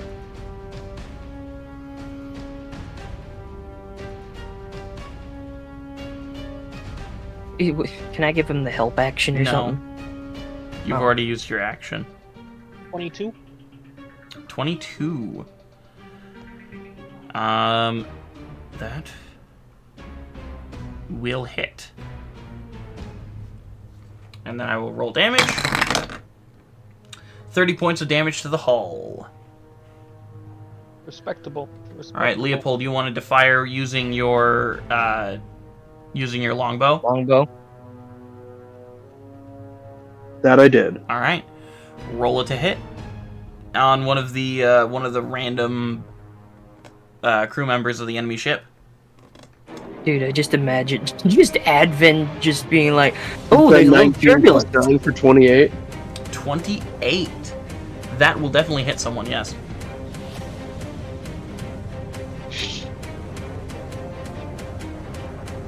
And that is 6 plus 0, so 6. Okay. 6 points Then of for my damage. bonus action, I'm gonna rage Okay. Alright. 6 points of and damage. take one more shot with the longbow. Okay. So the first crew member you attack gets shot right in the heart and falls off the deck and into the water. Mm. Alright. Roll another to hit. Which one of us? I'm talking to Leopold. That's a 27. 27. Alright. That'll hit, definitely. One of the crew members. He's kind of just snarling on one of the rope, one of the net ladder things, as he's like got a giant curved sword. Yarr, me spleen. Alright. It's a total of 9. 9 damage. You hit him right between the eyes and he falls down off the ship. Damn. I feel almost sorry for these guys. They're like civilians. Alright. That is the... Well, I'm counting it as outside combat damage. So it's the threshold damage you'd get for, like, the outside combat sneak attack thing. Yeah. But Khan's saying this because we just basically demolished their ship and Yeah. now we're shooting their crew. Alright, time to roll for this little two-sailed galleon's cannons. Hey, listen. Hey, listen, you fuck around, you That'll find out, miss. okay? So the first cannonball goes just short of the Soul Harvester's hull, as you hear the entire crew chanting, "We'll harvest your souls, we'll harvest your souls, we'll harvest your souls." Yes. And the second Speaking cannon... of fucking around, I bust out and halfway through another stamina potion. What? When have you been? I hear cannon fire. What? What's going on? When have you been here? I've been here? You're here? No. Where am I? We're almost there, Connie. We just have to make it through these pirates. The next shot goes over the bridge, like over the The mast? The helm? yeah, helm. There we go. It goes over the helm and like almost hits the deck. Like, But it looking goes up as it goes over. right over. And Connie, you're Dude, like, what took you so long, Azul? You missed so much shit. I was talking to someone there having a personal emergency. yeah. All right. Oh, good. As it flies over the deck, Connie, you look over and notice the other ship with the snarling pirates getting ready to board. As we come back to the Soul Harvester's turn, and Captain Towley will use his captain action for full speed ahead, as you see everyone running up to the mast and the other sails and just pulling them taut to catch the wind as best they can, and you see Kernan wave his arms and begin to blow gusts of wind into the sails. Nice. All right, who wants to fire the We're still first in range cannon? for one more shot, right? Should I try? Yay. And do it. Do it, Grim. Alright, this is a plus 10 shot again. 15 plus 10, 25. That'll hit. Dealing another 80 points of damage to the enemy hull. Their hull is not looking good. I would assume. Would you let me use a battle master maneuver with a cannon? I'll allow it if you're operating it with someone else. You can Okay. walk over to me. Con, help me out here. Oh, Or let's I guess- fucking go. Which battle master maneuver are you using? Pushing attack. She attack with a cannon. How do you push a cannon onto somebody? I'll allow I'm it. gonna aim for the other. I'm gonna aim for the other ship's magazine, where they store all the black powder. Absolutely. Roll a perception check for me on that. Oh, not a problem. I will give advantage.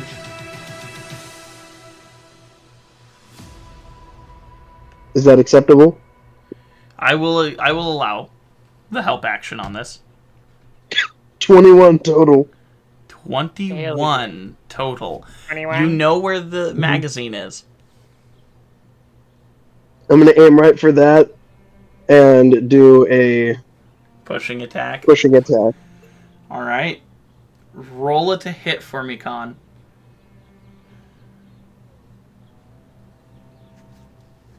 That's a 20 to hit. Oh, I was saying Con. Oh, Because sorry. he's the one operating That's why the you- cannon, you're doing the battle maneuver. Oh, okay then. You gave me where to shoot, and then we lined it up together, and then I lit the fuse. So that's a 21 to hit. That will hit.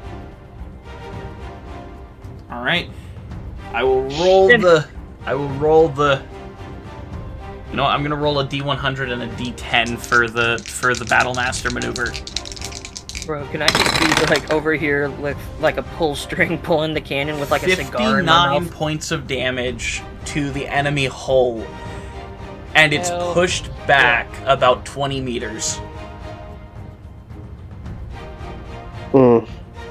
As the magazine explodes, dealing an extra 70 points of damage to the enemy hull. The enemy ship is sinking. I mean, we could go hop on there and just No, fuck that. I'm not about to jump onto a sinking ship. No. If we get close enough, we'll Alright. get swarmed by pirates. That is all 3 actions from the Soul Harvester.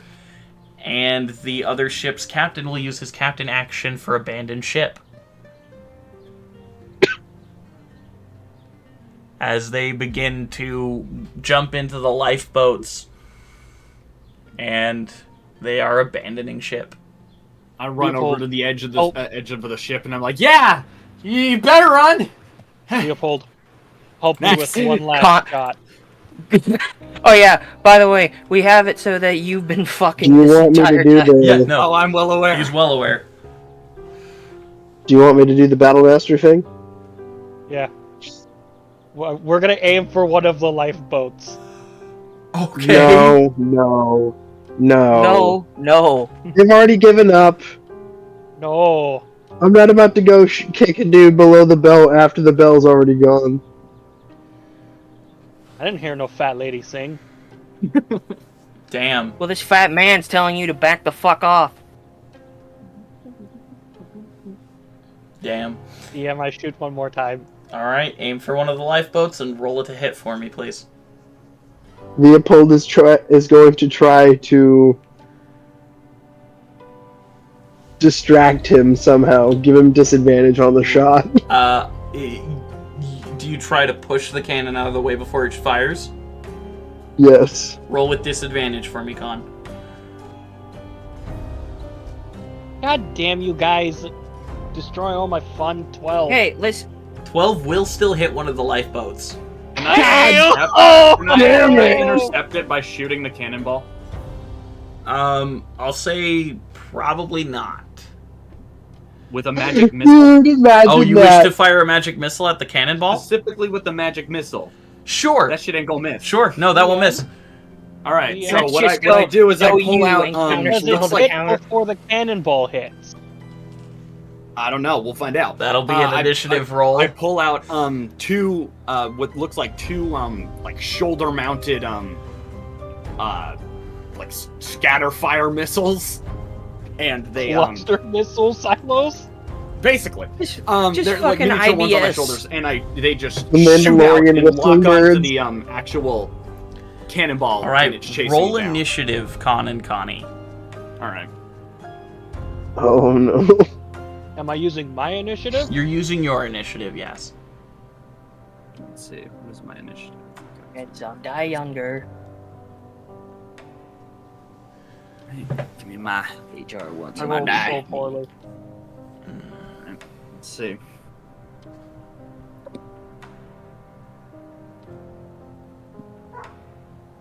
That is a dirty 20. 30-20. Yeah. Con, what did you get? And Connie, you lock on with the magic missiles, and as soon as the cannonball is fired, they fire and hit the cannonball away from the ship, from the lifeboat. As you see the large kerploosh as the cannonball hits the water, and the people in the lifeboat are rocked. One falls out of it, and the others quickly help him back into it. And they row away towards land. And I just wipe a bit of sweat off my brow as the missile silos on my shoulders slowly go back into my backpack and like fold back up. death glare at Connie. I kind of like back up and hide behind Torbitha. Torbitha's just standing tall.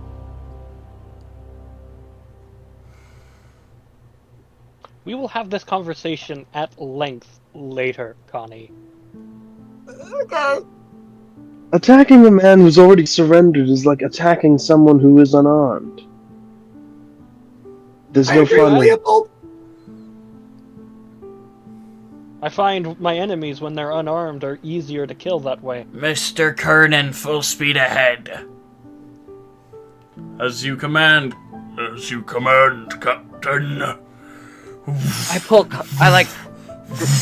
Connie aside, and it's just like, listen, there's got to be a point where you say no to this sort of thing, right? There's got to be like a point where you put, I don't know, anything else other than what you're doing right now. What? What are we talking about? Specific. You gotta keep it in your pants, okay? Keep one We in my- only ever saw Torbatha twice during this entire, what is it, 3-4 day long journey. A 3-hour tour. Sorry. Surprisingly, a 4-day-long journey. And still, we have not had any shenanigans besides the 2 fights. Yeah. We rolled really well. I mean, I didn't want to roll well. I wanted something to fuck up. Well, we still have they did time fuck. on the actual Isle of Desh. Alright. As you guys are moving very quickly towards the port of Desh, you saw it about a day ago, but now it's glaring. It's bright, but the cloud cover is immense and thick overhead. The sun completely blocked out, and clouds as far as the eye can see, covering this entire isle. Land ho, everybody! Brace for docking. oh wow, we're already here. It's like no time passed. That's because with me, time never feels like it passes. I'm gonna just like slowly shrink back down. Kind of like hide in my shirt. Like a fucking turtle. Yep. I'm As just kinda turtle. as the ship slowly comes to port, the anchor being lowered, the crew getting ready to depart, we're going to go on break. Of course. We'll see you guys here in about 20 minutes.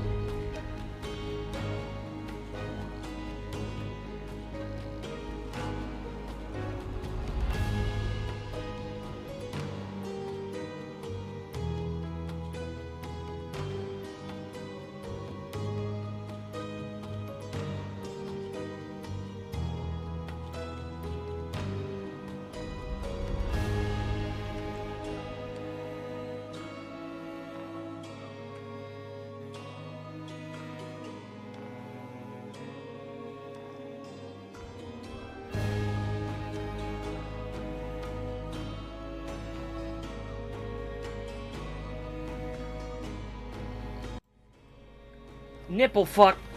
And we're He's back. got a vagina! He's talking about old Got a- Greg. Oh. Anyways, A mangina. welcome back. You guys Vagina. have made it to port, and as the crew begins to offload their cargo, this overbearing cloud cover above you is just insane. And as you're walking off the ship, the two hooded figures that were traveling with you guys as passengers kind of step off and take off their hoods. One of them has this extremely long head that has these large fangs coming out of their mouth, almost bug-like eyes and 4 elytra that stick off their back. It kind of looks at you, gives you as best a smile as it can with its eyes, and gives you guys a wave. As it kind of...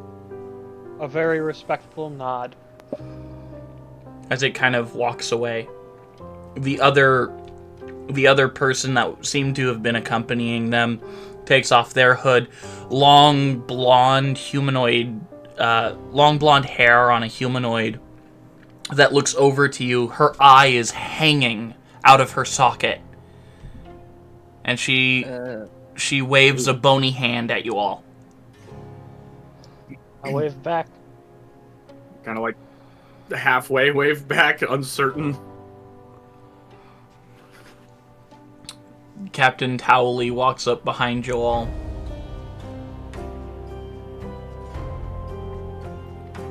You're gonna want a lot of rum. Huh?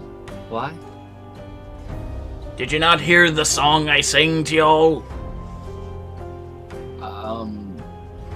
May the rum numb what is to come. May the night hide the fear and strife. Oh, I do not wish to see the shore, just the strait and nothing more. I don't remember that. Oh, that's right. Torbitha was railing ya. Anyways. Yeah. I can't get drunk, so it won't matter. He just gets really sad. It's just like, I'm so sorry. Look. Try to travel during the day. As best you can. Most of what's out there is...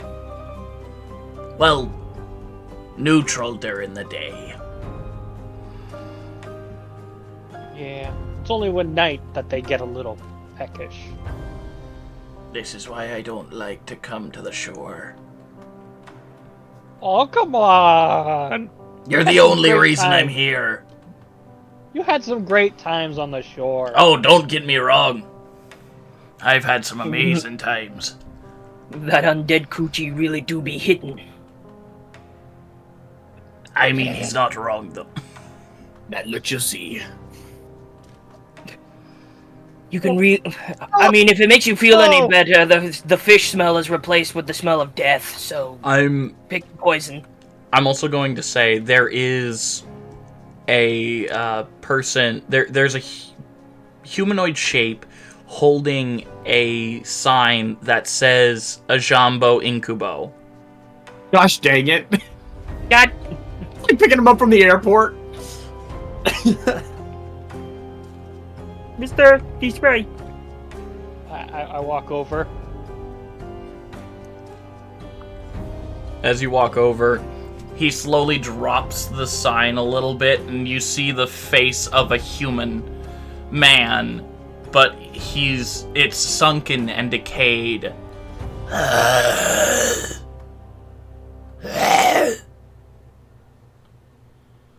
As the zombie tries to communicate with you, Khan.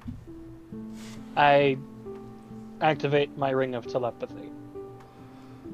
Hello? The Lord wishes you well, and hopes you had a good journey. Please notify him that my journey was only slightly eventful. A pirate and a banshee, can you believe it? The traffic was wonderful! That is quite good fortune, considering you made it here sooner than expected. Yes, honestly, I'm a little surprised that we made it here as quickly as we did. But we really must be going. Yes, there are only 5 days till the blood moon. Highly recommend you prepare for the ritual. No, you can't. So he's just talking. We're just seeing them staring intently at each other. And the zombie has this vacant expression on its face as it's staring at him. Please give my utmost regards to His Majesty. I will do so. Have a wonderful stay here, Sir Incubo. Thank you. And might I ask your name, sir? Oh, I am no one of consequence. But if you must know, my name is Reginald. A pleasure, Reginald. He turns and starts limping away very slowly. What a surprise zombie. Just had a staring match with him. All and of us then- are giving you the fucking weird eye right now. You just had a staring match with him and he walked away? Telepathy. Forgot about it. Guys, Or... come on. We gotta go. Okay. Where the fuck is Advent? Huh? Oh! I put down the garage door and, like, yoink it open. J38. J38. You see Advin finally come out, just stretching. He's somehow grown a beard. A wonderful trip, guys. Must have been uneventful. Oh, just a banshee and No. Why did you Falk call Island. me? We just We're go here. drown him. I could have helped. That's probably my fault. Sorry. Had a frog in my throat. Connie's just all like, that's probably my fault. We literally couldn't get a hold of Connie. And as you're explaining this, I'm gone, and I've returned to the ship, and I'm over by Torbitha, and I'm like searching through my bag, and I hand her one of the balls that I keep giving everyone as it kind of unfolds into a watch under her arm. That's so you can, talk to me and stuff if you want to. Are you Where's giving mine? Are you giving me a stone? Is that what you're doing? This is giving me like the bully from Gumball vibes. Like, yeah, basically. It's so you can talk to me, sort of. Yeah. Advin kind of looks at Connie. Where's mine? What? Oh shoot! I didn't give everyone theirs. Oh, okay. I kind of like jump up and kiss her on the cheek, and then run down to where everyone else is, and then Just for the I like audience, Connie doesn't see it, but Torbitha kind of blushes a little bit. This is I giving am. Fix It Felix vibes. Han totally Dynamite notices gal. the blood. But I sort through my bag, and I hand Han and Advin and Leopold all each one of those same orbs that will then unfold into a watch onto their arm. Okay. There we go. I- That'll make talking a lot easier. I think this I would have hate been to be- helpful. I hate They to be couldn't reach unromantic, but what exactly are we doing here, Con? We haven't actually gotten a good explanation. I Yeah. would like to understand that. We'll explain on the way. Connie, pull out the vehicle. We need to go. Yes, sir. And I've got like a little bit of food rations in my mouth, and I yoink out the Twilight Have you even Twilight eaten? Raider. Not These 4 enough. days? Not enough. I've been subsisting mostly off of potions and other fluids. So, anyways, I hop into the driver's seat and beckon everyone inside. Advin's gonna enter and sit in the passenger seat.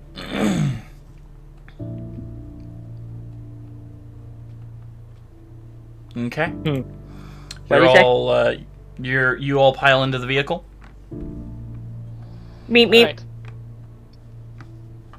Khan will get into the driver's seat and start the vehicle going. Woohoo, Con's All right, driving. I'm I driving. don't None think of you Connie are should be driving. driving. I don't know where we're I going. drive. This is probably. I'm a good driving. idea.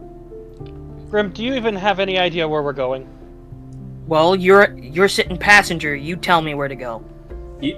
Advin's already sitting passenger. Get in the back. You can drive after we've started moving. I already called shotgun. Well, then why don't you just tell me what you're doing in the back seat? Do you even know what a shotgun is? Because there are landmarks I might miss. Then get on top of the van and telepathy me. Oh, actually, yeah. You know what? I think I should probably sit down in the back.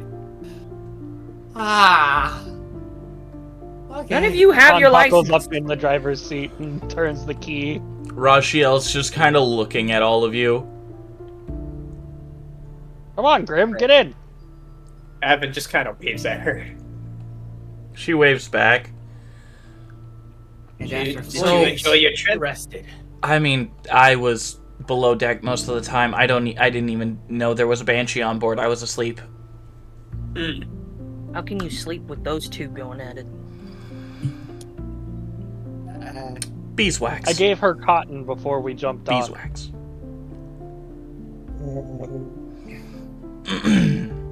We start going. All right. You guys proceed to start moving.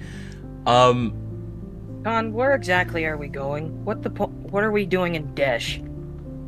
We are killing nobles. That What? You can't be more specific than that? They are the ones who killed my entire family. So we're destabilizing a whole hierarchy, essentially. No. I am. We already I've did gotten approval from the Lich King himself.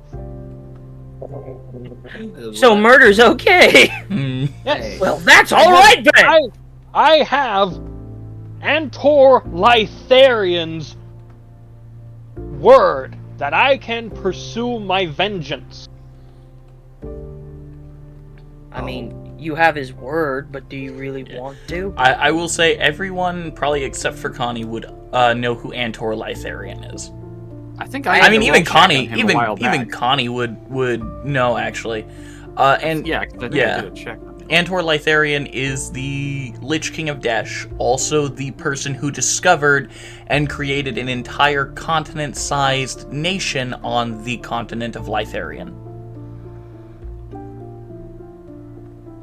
It was known as the Lytharian.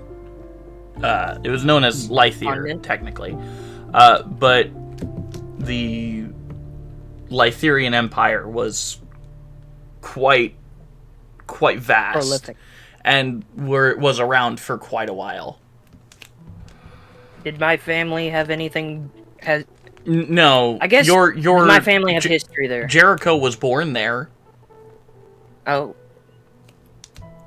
but other than that, there wasn't really anything huge that your family did. oh. On There's Lytharian. not anything like there. No. Almost past Mr. Stark. And during this time, I'd also like to be recreating my drone. Yeah, absolutely. After it got exploded. Yeah, after Connie.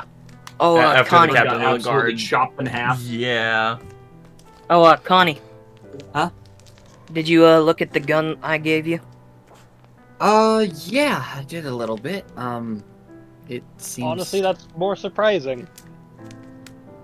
Oh, I did that before everything. But, yeah, it seems pretty interesting. Do you want me to maybe do anything with it? Sure. Outfit it with anything? I don't know. Do you have any ideas of what you would want? I mean, could you make it into a shotgun? Yeah, probably. Then that, please. All right. I'll actually start drawing up the blueprints for that right now while I'm just kind of resting. Okay. So we're going after the guys that killed your family, correct? Who? Con? Yes, we are going after the ones who killed my family, and actually, the people my used to serve. So we're essentially going to war with the people who killed your family. I am going to war with the man who my father was he was the only man my father never questioned as an honorable man. I see. Then he brought vampire hunters to my house.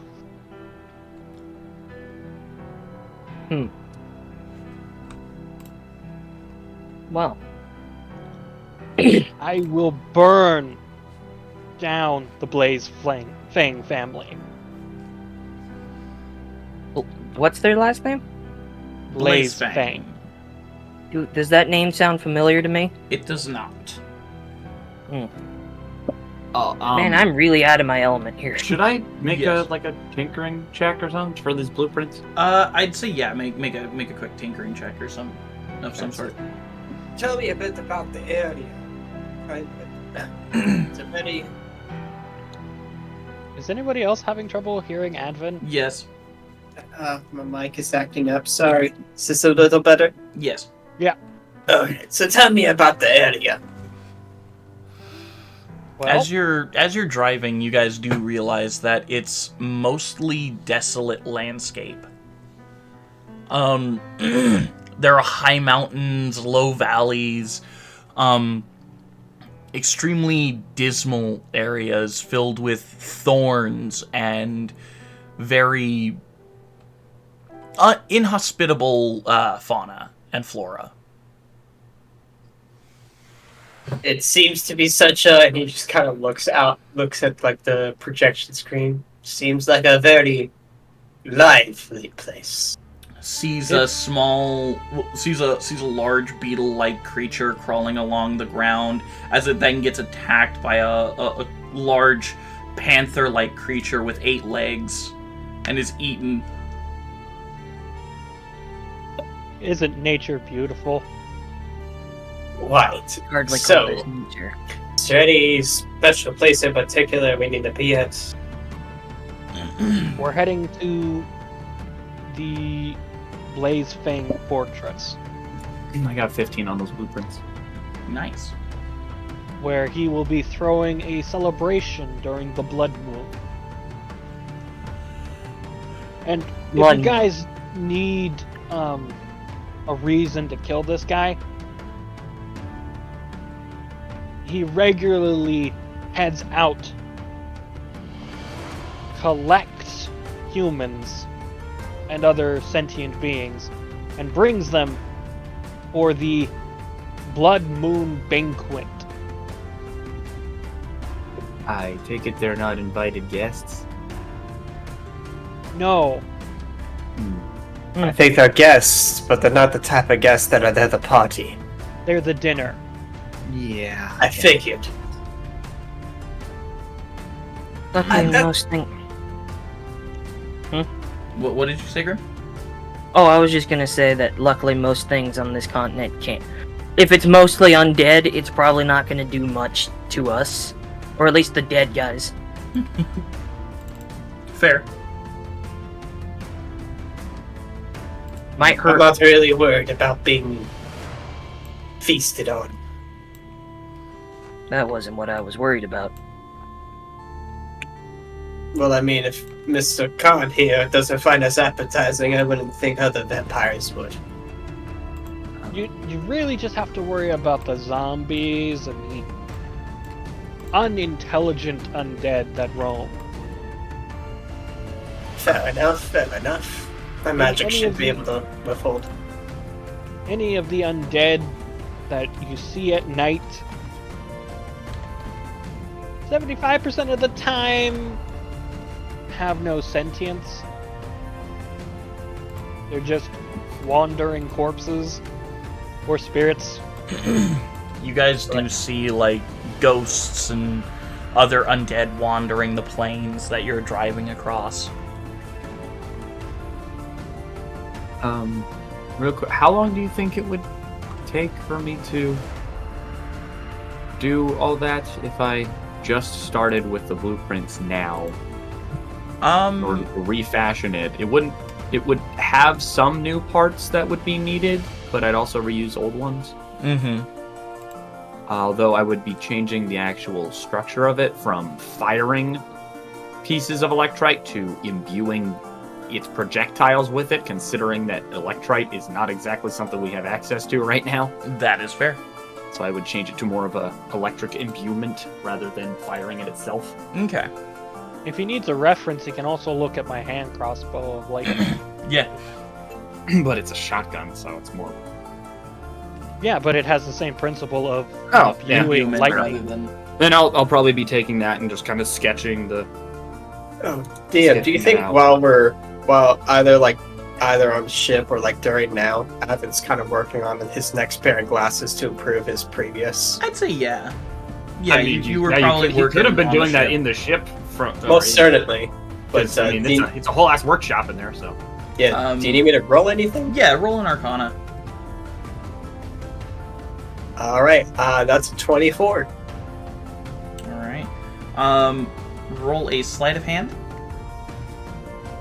With advantage because he already. Yeah, with has advantage. Kind of.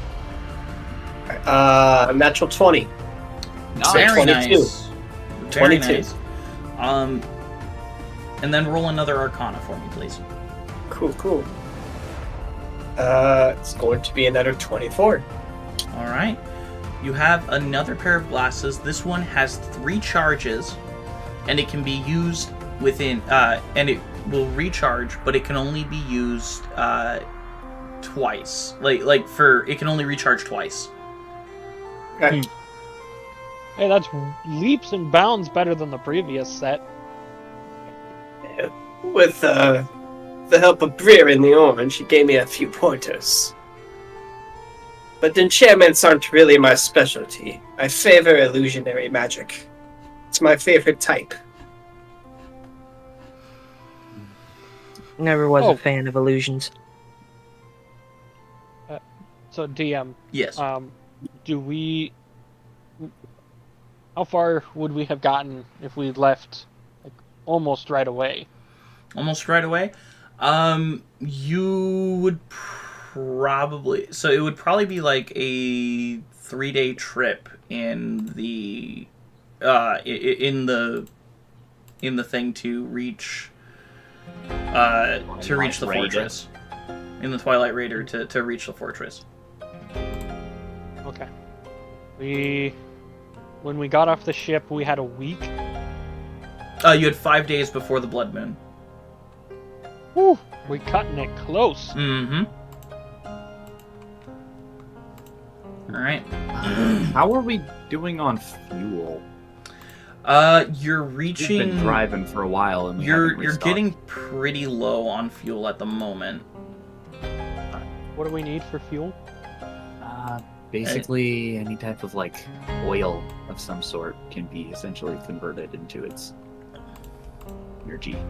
So we could, like, olive oil or something like that? Well, yeah, we used vegetable oil before. Fascinating. Don't think I have any oil. What are we talking about? Rajiel Sorry. kind of raises her hand. It's magically imbued, but I have some oil of sharpness. I don't know how much that's gonna give us. I had to get kind of. I I had to get a got, lot of oil from that.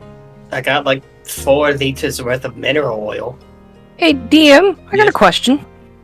When I merged both vertebreakers into one, is the old vertebraker a holy weapon, technically? You mean the one that is actually from Makulva? Yeah, the Makulva one. No, it is not a holy weapon. It does not have holy power. It is technically a weapon bestowed by a god, but it itself is not does not have any holy properties.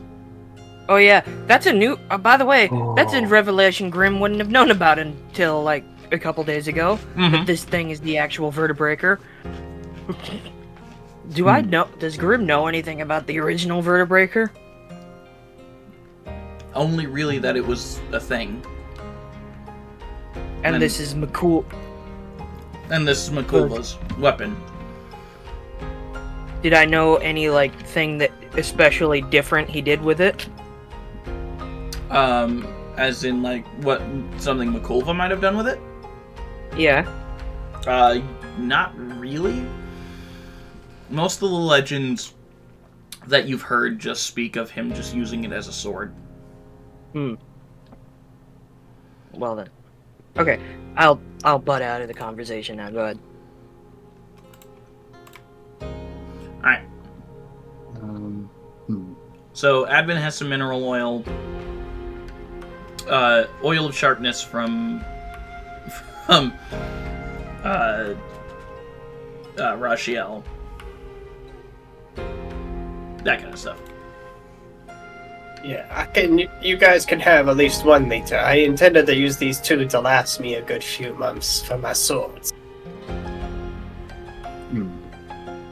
I really only have a pint of oil. Well, Oil of sharpness. DM, I imagined it took quite a bit.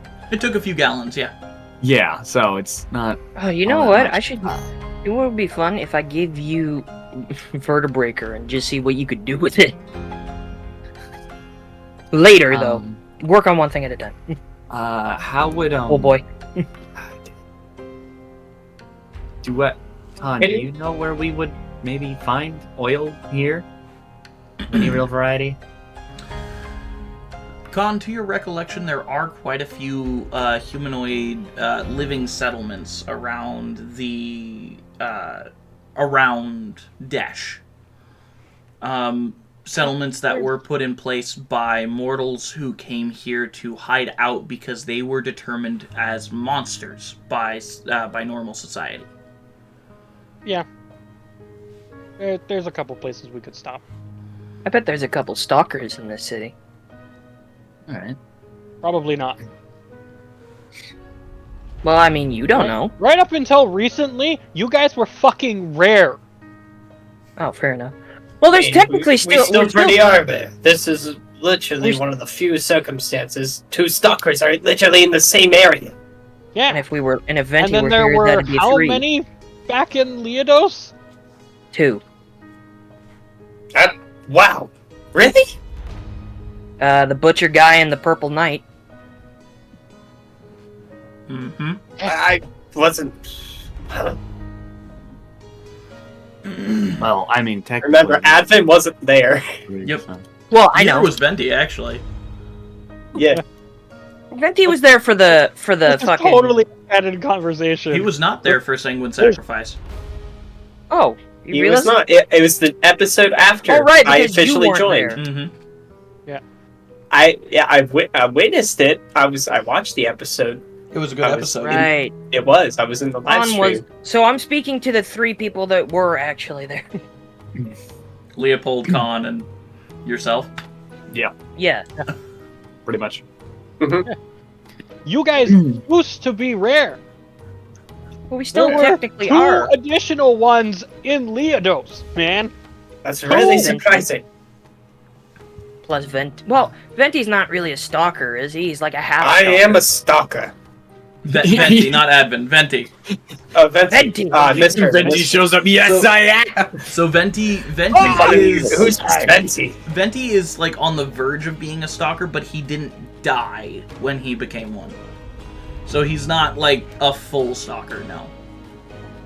He's more of a living inhabitant with a night piece. Yeah. Well, I mean, well, look. Who's this, Oh, well, no. Who is he? I got a perfect name. I got a perfect name for him.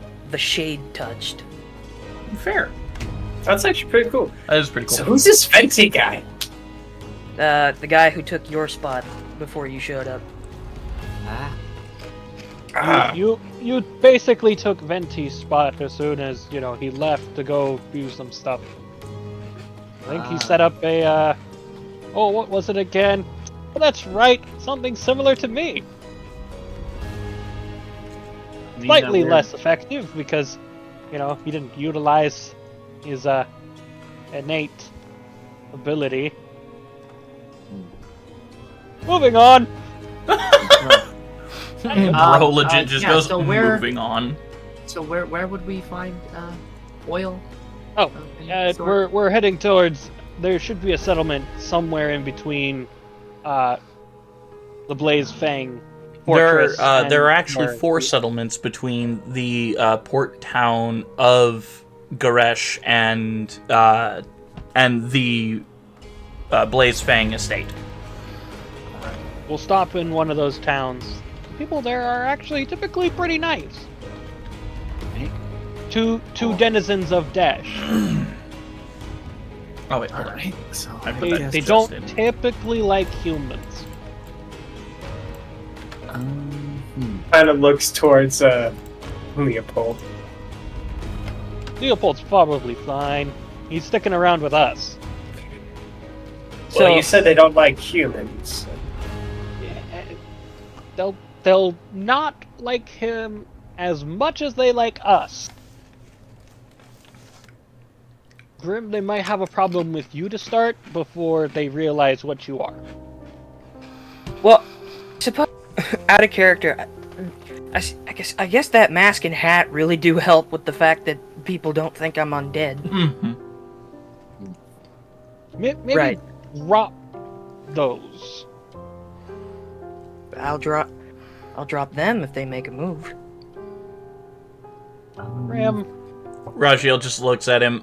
Grim, he's saying to drop your mask and your hat. yeah, I'll do the mask, but I'm keeping the hat. that can stay. Plenty of In fact, dead it goes so warehouse. far as that like he not only removes his mask, but he makes it so that like you can see the entire bottom portion of his skull without his nose too. So it's just essentially skull from the eyes, from like the nose down. Fair. Absolutely perfect. Okay. While we're driving, I telepathically speak to Advent. Advent? Yes. I know you haven't been using your sword, but when we get to the Blazefang estate, I need the guy you've not been bringing out. So Advin, he's not saying anything. You can see almost a huge expression of worry at that aspect. Like it's almost like you wouldn't see him. He doesn't sweat like normal humans, but you can almost swear you see like a big sweat drop come from the side of his face, whereas non-electrical, no, it would be where his electrical scar is, so it's almost following that scar in its trail.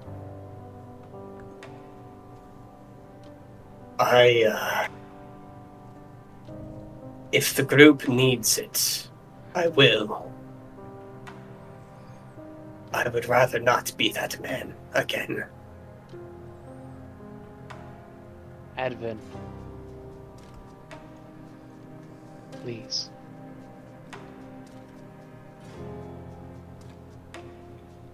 Only if two or more ask for it. I will then draw them.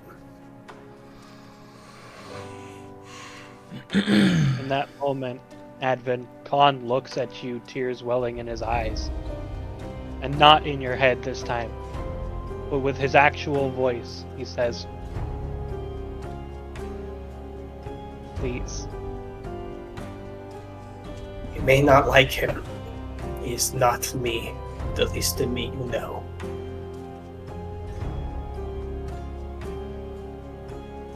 But fine.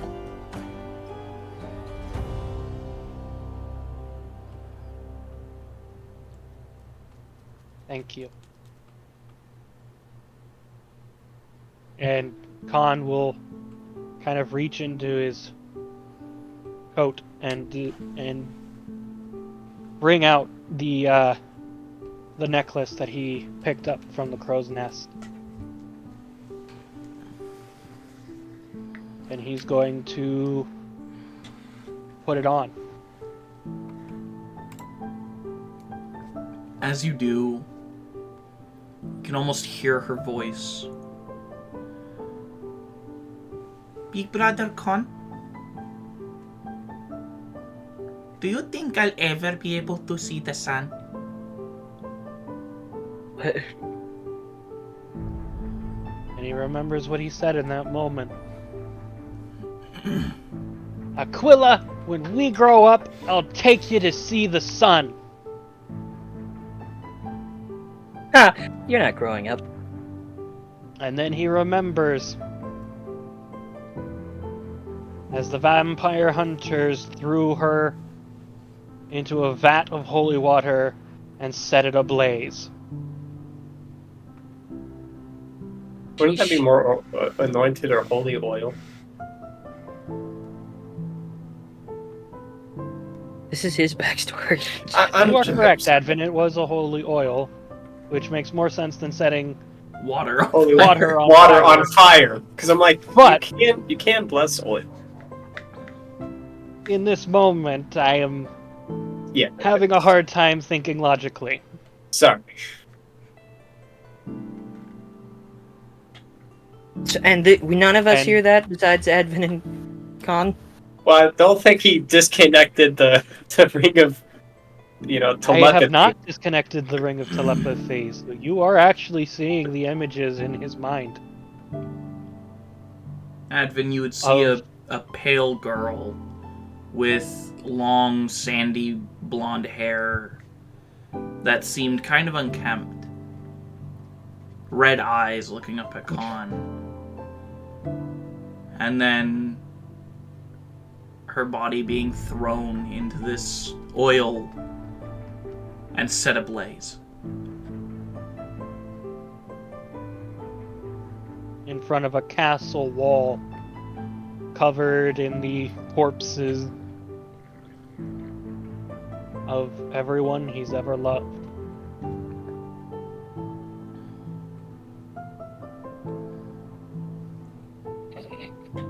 As he's crawling away, Wearing a dead man's clothes.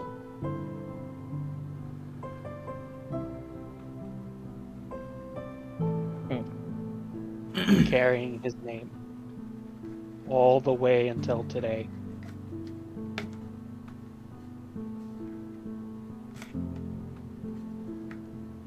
And that's when Khan realizes what he's done in showing you that, and instantly disconnects the connection and goes completely into himself for the rest of the day.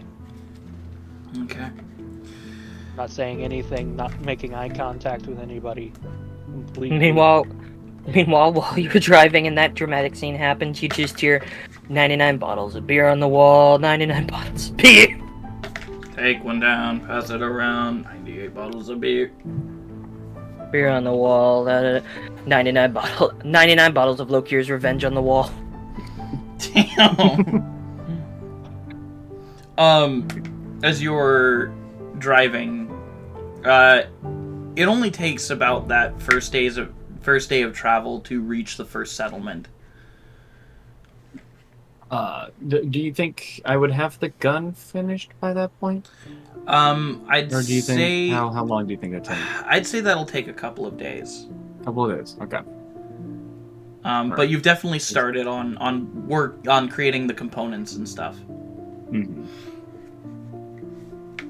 Rashiel hops out of the truck. Connie, you stay here. What kind of oil do we need? Just like vegetable oil, or really any oil you can find. I could probably do something with it. So All right. Yeah, you probably continue start to with the rest. general store. I'll go with her. Right. I Yeah. kind of just lean back over and continue tinkering. A little red in the face. Mm-hmm. As you're Evan. Avin's just stepping out and, recoding his swords and sharpening them, mm-hmm. getting them. Get him ready for the battle ahead. It's like, as he's sharpening them, he's honestly like, it's almost as if he's looking at them as if they're a person in that sense. Just kind of coaxing it and sort of talking to them. Mm-hmm.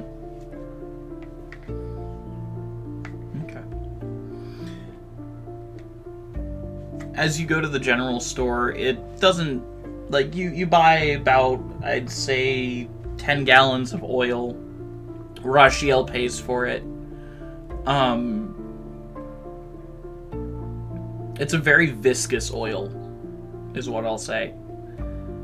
Also, I'll amend it, but I ask them for some other like ingredients Yeah. as well for some like some iron or like limestone, different things. A few processed coal, a little bit, like just kind of other stuff in there. Yeah, they grab some coal, grab some iron, grab some other stuff. They also grab some food supplies. She understands you guys got a ton from that general store back in Sultros, but she wants to make sure you guys got some sustenance. Some sus. Some such. All right. As they return back to the car, you have 10 gallons of oil to work with. It is made of devil's seed. So, devil's seed oil is pretty volatile. Did what? It's pretty volatile stuff. Generally made when a creature from the punishment pits goes to a place and defecates. Oh, so it's devil shit, not devil seed. I mean, I thought we were dealing with demon cum. Really, any Gotcha. Well, I bodily mean, fluid really. You think about it, if the devil ate But- seeds, then he'd be shitting the seed. But yeah, they would essentially shit the seeds or even like urinate something and make a different plant that doesn't usually grow in Aeidros. Okay. Anyways, so you have some devil seed oil to work with.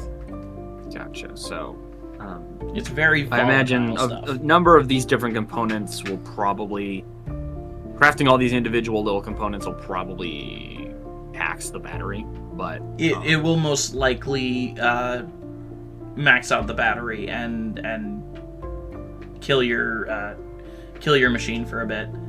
okay. So, But the fuel is probably the thing you want to make the quickest. yeah. Because you're running pretty low as it is. Yep. So I'll deal with that, and yeah. Okay. You combine it with the water, and you create some more of your fuel. Okay. So you have about 10 gallons of fuel, Okay. which should last you quite a while. Okay. Cool. But yeah. Alright.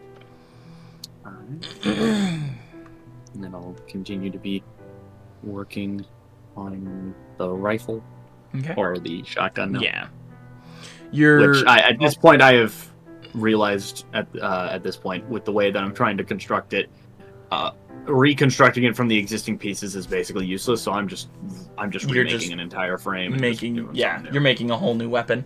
I'm making it specifically out of the components that they acquired, Mm-hmm. making the Zinnianthem composite for it, Right. the main frame. And then on top of that, maybe adding some black dragon scales. It's kind of redundant, so no. Okay. Um, Just using Zinnianthem. I mean, you Yes. could turn them into bullets, and they'd be super well, piercing bullets. I have a different idea for that. Okay. It'd almost be more useful as arrowheads. They probably would, but That or I'm armor. saving that for armor rather than something expendable. Mm-hmm. Fair Understandable. enough. All right. You guys Yeah, that's it. you guys have shopped and filled up the vehicle. Are you guys We will spend the night in this town, Okay. unless we can hit another town before. You dark. probably won't be able to hit another town before it gets dark. Then Probably going to be we will- dangerous. we will stay the night here, Okay. and we'll head off, go get rooms at one of the few places that allow outsiders to rest. You walk into the door and you see a blind, handless creature, very similar to a Dracone, but a lot smaller and a very long tail extending from its butt, as it just kind of walks up to the counter. Outsiders, welcome. Smell of the living, most of ya. I still have my mask off with the fucking skull out. Smell of the living, most of us. I'd say only 2 of us have the smell of the living. Unless you count the fact that I've eaten enough living people to smell like them. Perhaps that's it. How many are staying? Ratio. Leopold. 6.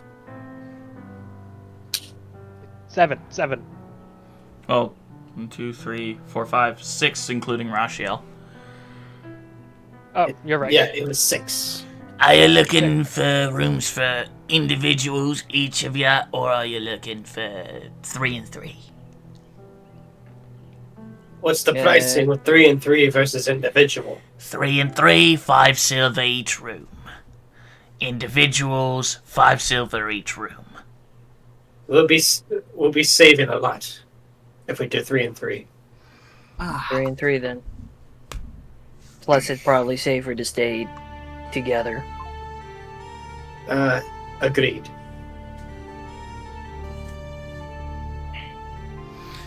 Alright, in that case, She waves one of her stumps, and a magical hand appears over it, and she reaches under the counter and produces 2 keys and places them on the counter and waves the stump, and the hand disappears again. Thank you kindly. You're welcome. Advent drops the 15 silver. You drop 15? Yep, drop. That's all my silver. Alright. She waves her stump again, takes up the silver. There's 5 extra here. Thank you for the tip. Puts it behind the counter.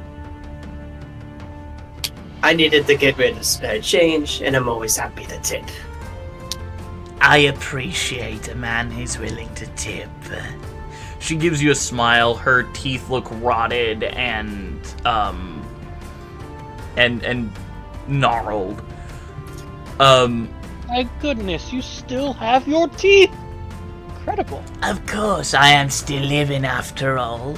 Just a Oh, kobold looking to live the way she does. Sorry, I'm so used to, talking to the dead here. You're totally fine. Most people assume I'm dead because of me smell. You do have the proper aroma. Oh, you're a devil. Not quite. Almost. Vampire. Meanwhile, I'm just like plugging my nose in the background. I see. Heading home after a long trip away. Oh, really? Where'd you go? Leodos. Oh, I hear it's beautiful this time of year. Oh my goodness. I could share a mental image if you want. Oh, please do. Please. I haven't seen the Share a sun mental image in of over me. 100 years. Well, you do that. Oh, it's beautiful. Right? Well, you do that. Oh, it's amazing. I took pictures. I took pictures. Oh. Anyway, we're kind of tired. Absolutely, you probably had a terrible journey getting here. Only a banshee and pirates. Really? Right? That's really good. The newest arrivals said a similar thing, actually. Apparently, the captain and crew got attacked, and there were pirates on a ship. So they might have been on the same boat as you. Did they have their eyes falling out? One of them did, yes. Yes, they were. Oh my goodness. Oh, she's such a We're darling. We're heading the same way. That's so amazing. That is amazing. Well, except for the fact that those two said they were staying in town. Oh. Well, all the better for them. They don't have anywhere else to go. They want to be able to get to the capital as soon as the blood moon starts. So they're we? so they're drawing a teleportation circle. Really? Yes. They DM. I inquire. Yes, Con?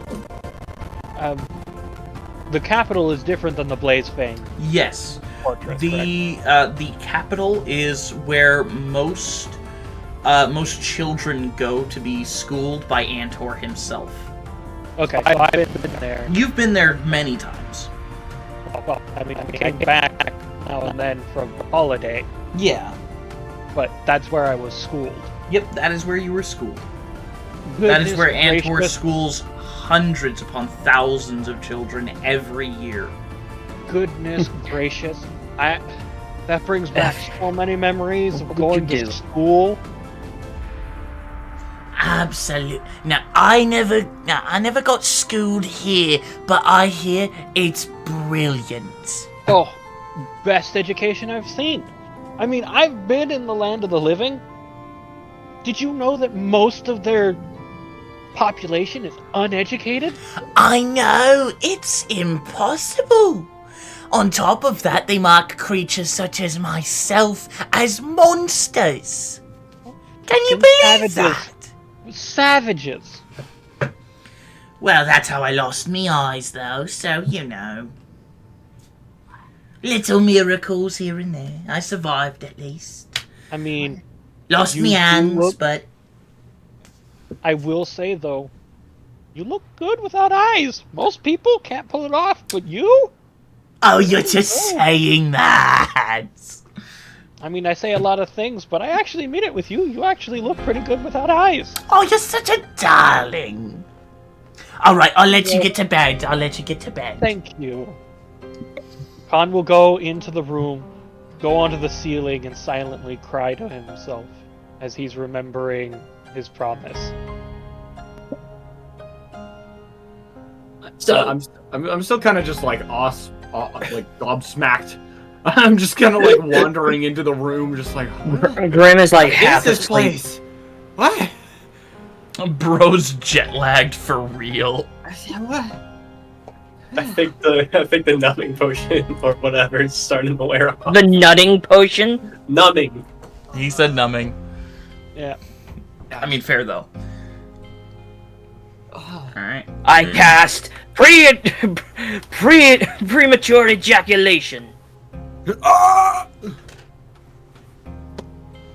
Okay, well I'll just I guess before bed I'll just continue working on the On the Shamtgum. on the old shotgun. On the old blam blam. Yep. And wait, are we all in the same room? Because it was saved. There are two Well, rooms. no, We're it's in three. one. There's three two rooms. rooms. Okay, gotcha. So in the room that I'm in, I will just open up my workshop and just go in there, and I'll just. Did you go in Khan's room or not? I mean, regardless, I'd be in the workshop, but I suppose, yeah, probably I'd follow Khan. That's fair. But yeah, I'll just have the workshop You're- open. You're kind of in the workshop, and Minato keeps on like wanting to make you play with her. Every now and then, I like, with a padded glove, I'll pick up an electrite shard and kind of toss it in a direction. So, who's staying with who? Rashiel kind of just walks into the room opposite of Khan. I haven't Fair. taken that one. He probably wants to give Han some space after unintentionally peeking in his mind. Leopold, I where are guess you Grim- going? Grim will stay with Khan. Alright, so that means Leopold's going with Advin and Rashiel. Gotcha. Indeed, he is. Sick. I love having all you guys here. It's awesome. Sorry, I So, just wanted to say that. I didn't know you were a man about town, Khan. Was I might have. You hear no response from Khan. He is on the ceiling, like curled up into a ball, and just make a perception check for me real quick. Alright. 17 plus 1, 18. You see him slightly what's Crying? the word I'm looking for? Sobbing. Yeah, silently sobbing to himself. Sniffling, sobbing. I guess I'd let him do that and just batten down the hatches. Okay. Con, did you already put an alert spell on the vehicle? Or did Advin or Con put an alert spell on the vehicle? I would say Advin did. Okay. Han is so I out obviously of it locked right it. now. The closer he gets, the more his memories start to resurface. And he's remembering good, bad, and terrible. So Khan's definitely not mentally here right now. Right. Alright, so you all bed down for the night? I suppose. Alright. Well, I mean, I'll just sort of like pop in and out of like, because I don't need to sleep very long, so I'll just stay on watch. Yeah, I would also say Leopold and Rashiel should also make a perception check with Advin. Okay. Rashiel sees nothing. She is too eepy. She's just knocked out the moment she laid on the bed. Yeah, she lays on the bed and just conks the fuck out. Leopold, roll a perception check. Keep in mind, you are muted. Yes. He is muted usually.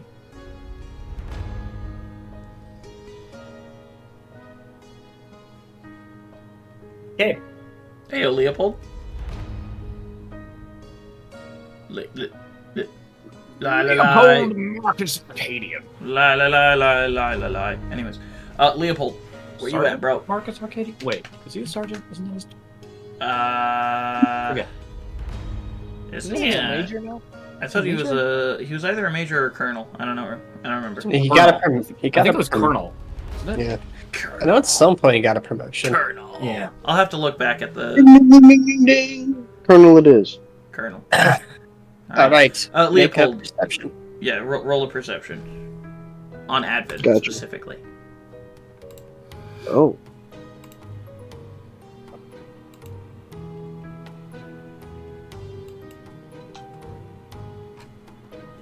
Nine.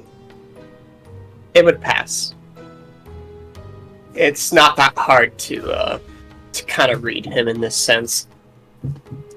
Leopold, in the time you have known Advin, he's never been one to be so entranced by his weapons. You've known him to be more of a magical person, but since this conversation, well, at least since you saw, like, at least while we were in the car, you kind of noticed, like, you just hear, you won't know, you kind of heard, you kind of could see a facial expression change during the car, but now it's more like Advin has been more focused on his swords rather than his spellbook. And he's just kind of, it's kind of like stroking it from the hilt all the way down to the edge to the end of the scabbard. It's almost like he's petting it. Yeah.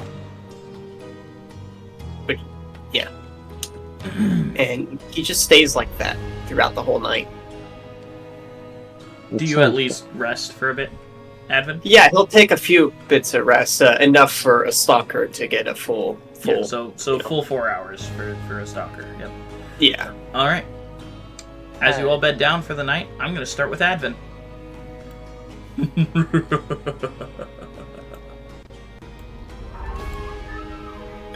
Hiya, Advent. Hello, hello. Welcome back to the one-on-one.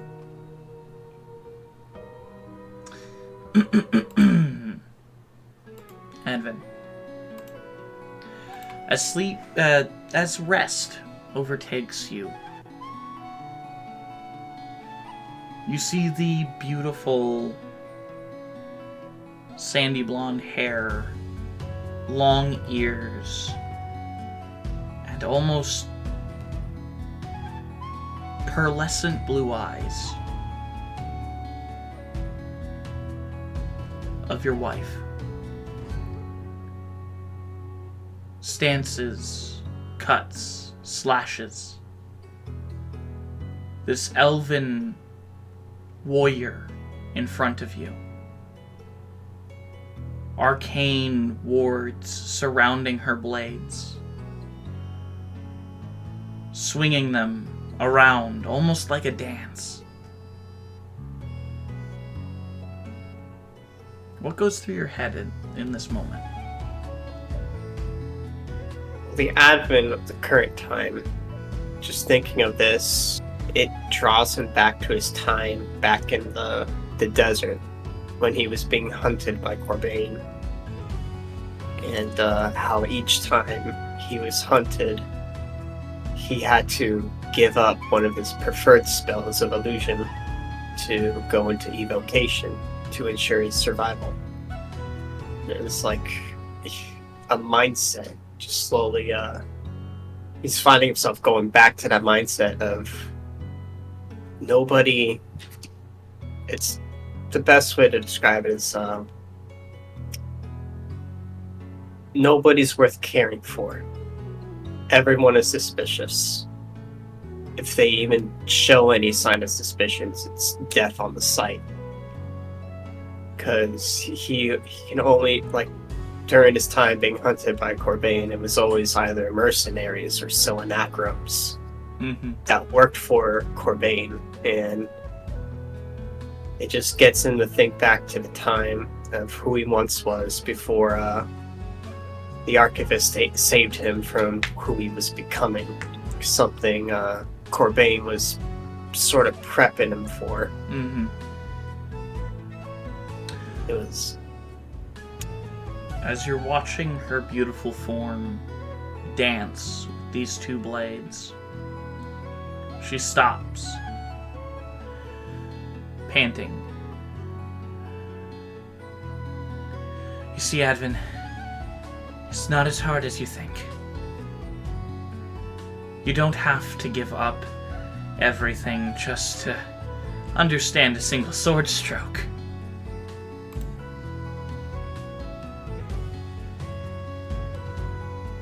He'll say the same thing he said back in the day.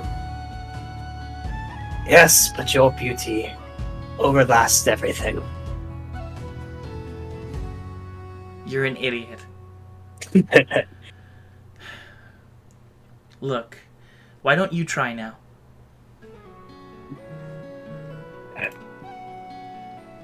You know, your fellow elves really don't like this aspect. It's quite a controversy, as he's practicing the strokes. Who cares what they think? You are the only person who matters at the moment. And because of how squishy you are, you need a way to defend yourself. I mean, seriously, nearly getting killed by a sand skipper? To be fair, there was multiple sand skippers, and they surrounded me. Yeah, you keep telling yourself that. They surrounded me. One of them went for you. She gives you a big smirk as you're practicing the movements.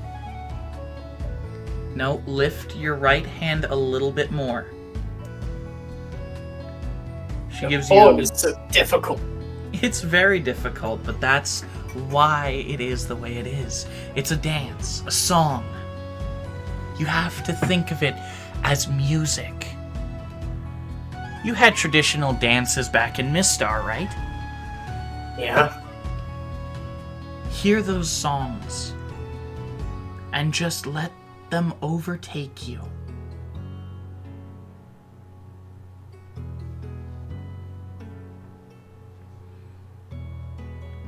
As you begin to feel the rhythm and hear the music of ancient Mistar around you, your form becomes more fluid, more practiced.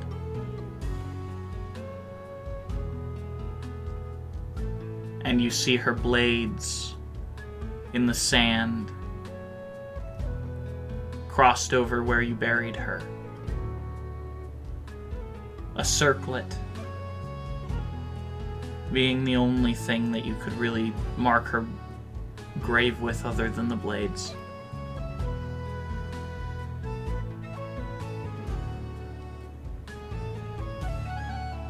The sand blowing, and a tall, impossibly wide smile behind you as you dance and slash and cut.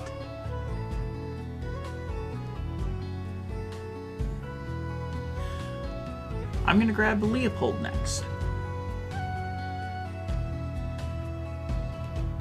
Sounds good.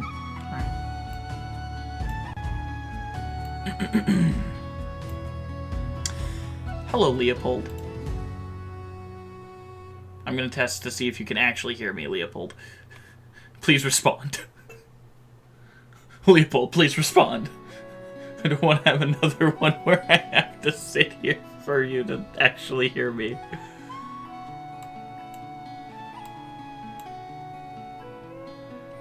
You there, Leopold?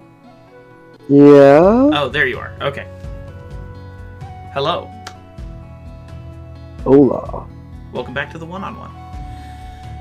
Alright, let's see. Why don't I change the song real quick? Leopold. You see in front of you a training dummy. But you're not the one being tested here. New recruits for the Grinder Alliance, standing behind you, waiting for you to complete your demonstration.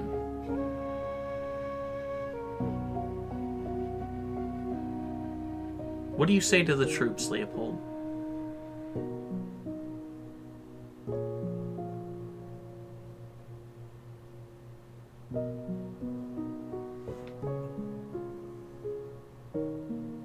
Sorry, I guess I should say, what did you say to the troops in this instant?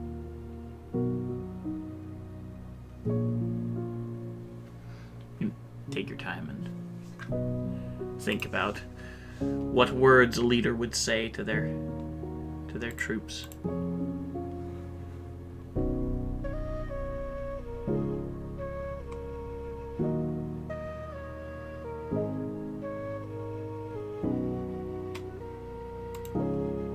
Leopold? I don't know why my brain is on stun. You're all good. What do you think someone would say to the troops in this instant? I guess your brain is on stun, but like, you know, try and push through the ice, I guess. Just like writer's block, just spout some word jargon.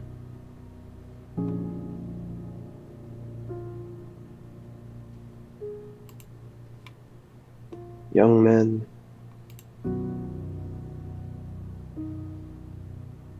you are all about to enter a world of pain. This training will be nothing by comparison. It is how we handle that pain that tells others who we are.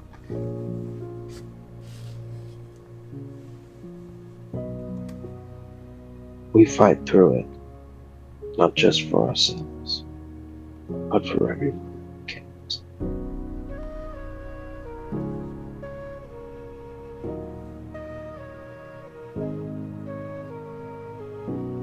As you say these words, Leopold, the troops look at each other, stand up straight, and start banging their spears on the sand, the thumping becoming loud.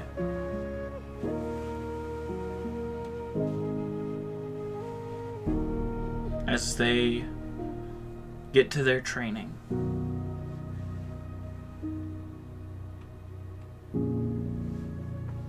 The flashes of your wife and daughter's bodies still fresh in your mind at that moment.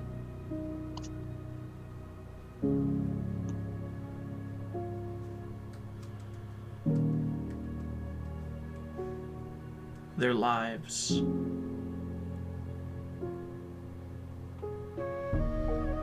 cut short by this war, by this senseless bloodshed and murder.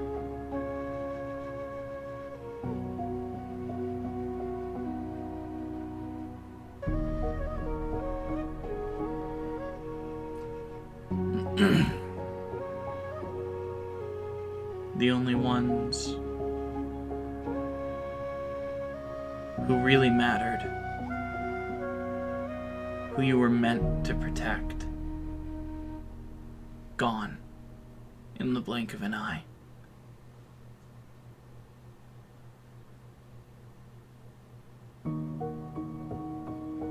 But you won't let that happen this time. You have a family to protect here on Desh.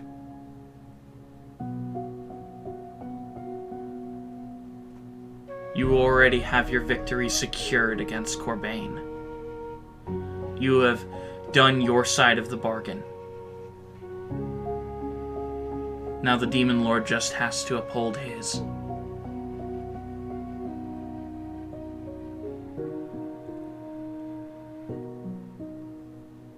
You just have to protect your family.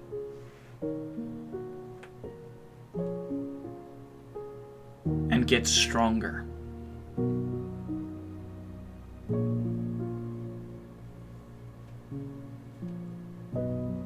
You just have to protect and get stronger.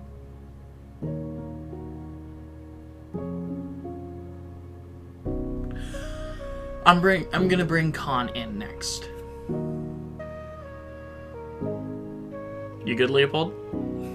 Yeah. Okay. Alright, I'm gonna bring Khan in next.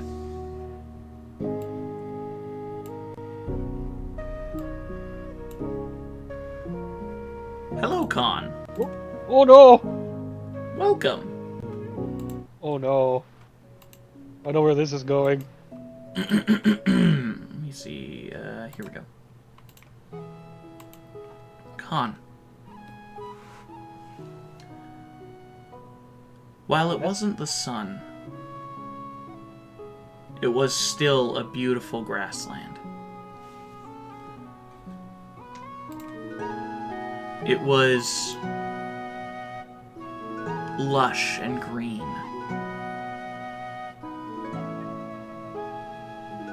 You would run through it all the time when you were a kid.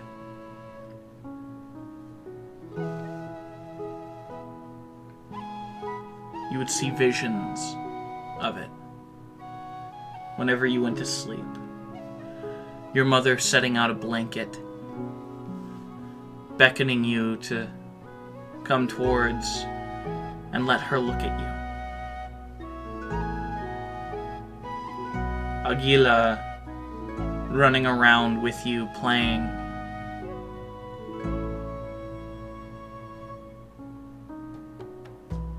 It was home.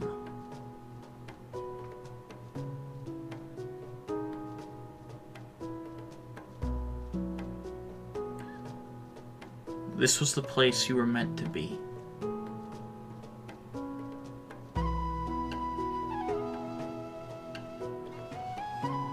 What's going through your head, Con?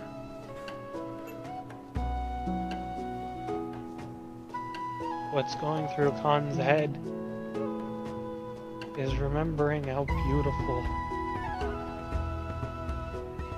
everything looked. And how those times never seemed like they would end. How it always seemed like it would just go on forever.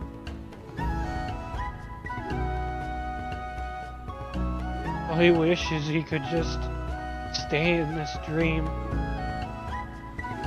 Never awakening. Never remembering that his mother, his best friend who he considered a sister, His father, who taught him how to wield a crossbow. His sword instructor.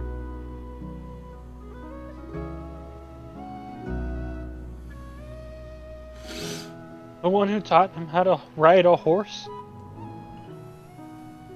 The people in the town. Where the smallest or the largest problem that they were having was a leaky roof.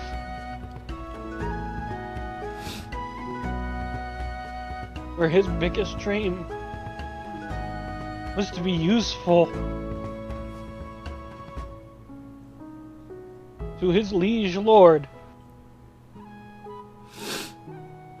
just like his fathers before him.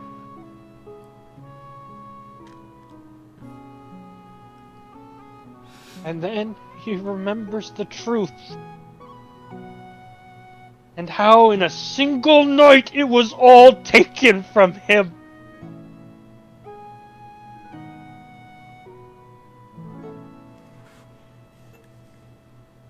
And how in that moment when it was taken, he had no idea that the person who had betrayed him was the one man his father trusted above all. Who he trusted almost as much as his father, looked up to as a grandfather.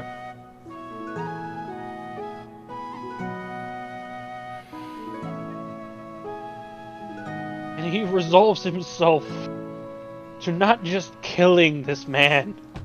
No. Death is a mercy. He will never die. He will exist only in agony.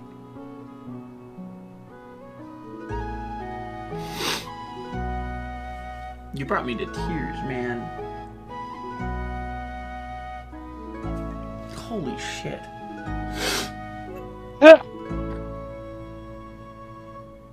I'm gonna bring Grim in next. Thank you.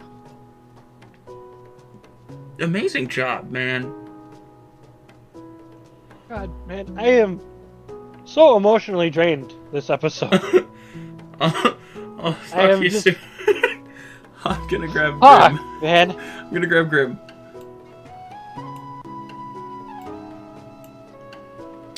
Oh, fuck. Welcome, Grim. Hello. You gotta give a motherfucker some warning before you do this. No. Okay. What horrible sequence of events have you fucking thought of this time?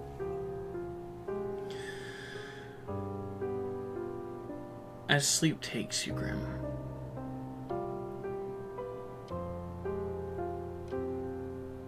Emerald lights seem to stare back at you. Okay. They copy your movements. Oh boy. Am I gonna... Okay. Like a puppet on strings, they follow every whim. Huh. I suppose you had fun with the joyride of my body. They simply stare. New trick. Not gonna fall for it this time. I guess I just try to walk away, but I know it's just sort of following me. Well, as you start to walk away, you notice your arms, your legs, even your mouth are attached to strings. Who's the real puppet here, Grim? I'll answer that with Grim saying in a sing-song tone, while his voice echoing off the walls of this inky black void. I thought I was clever. I thought I was clever. And keep it at that. Who's in control here? I don't know.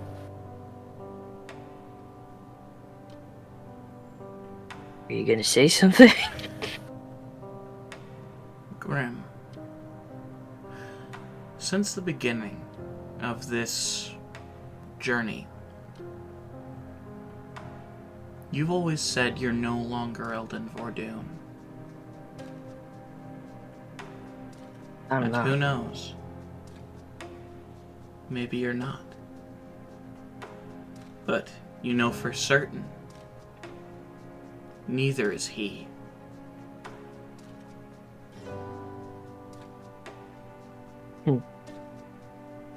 I'm gonna grab Connie next. Okay. Oh, hold on. Send me back. I am sending you back. Yoink. Yo. How's it going, Connie? I am here. Hi. Welcome to the one-on-one. Yeah. Let me go back to different. Let me go to this one. Connie. You're sleeping at your workbench. And as you do, you see that familiar blue light overtake you. And waiting for you in the college is the professor. He looks older than you remember him from this last time you went on your journey. You were maybe on the other side for about 3 days. But the professor looks like at least a year has gone by. He looks over at you. You're finally back. Oh. By the power, Wait. I'm back? Oh. Kind of like reaching around, like touching every object, kind of seeing again if it's a dream or not. I pinch myself. You feel no pain from the pinch.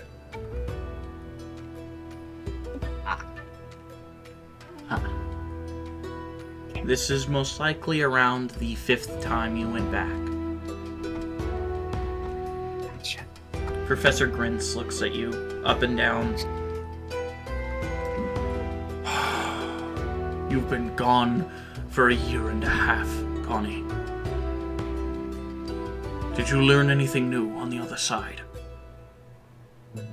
I mean, a lot? There's a lot of things happening. Lots of strange, magical things. Yeah. Fair amount. Did you see that boy again? Burke was his name, right? Yeah. I saw him a few times. I've gotten to know him a bit better. It's interesting. Wonderful. Well, his entire world's interesting, really. I still don't know exactly why I'm seemingly being transported there so often, but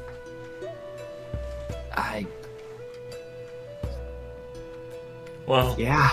the association was nearly ready to write you off as dead. I told them not to, as you were on a leave of absence, is what I told them. Right. You should report to them as soon as possible. Right, I probably should. I grab the little geometric, like diamond-shaped drone out of the air and kind of fiddle with it a bit. Mm-hmm. Professor back of it. Professor Grintz just kind of gets up, walks over to you, and gives you a hug. It's good to have you back, Connie.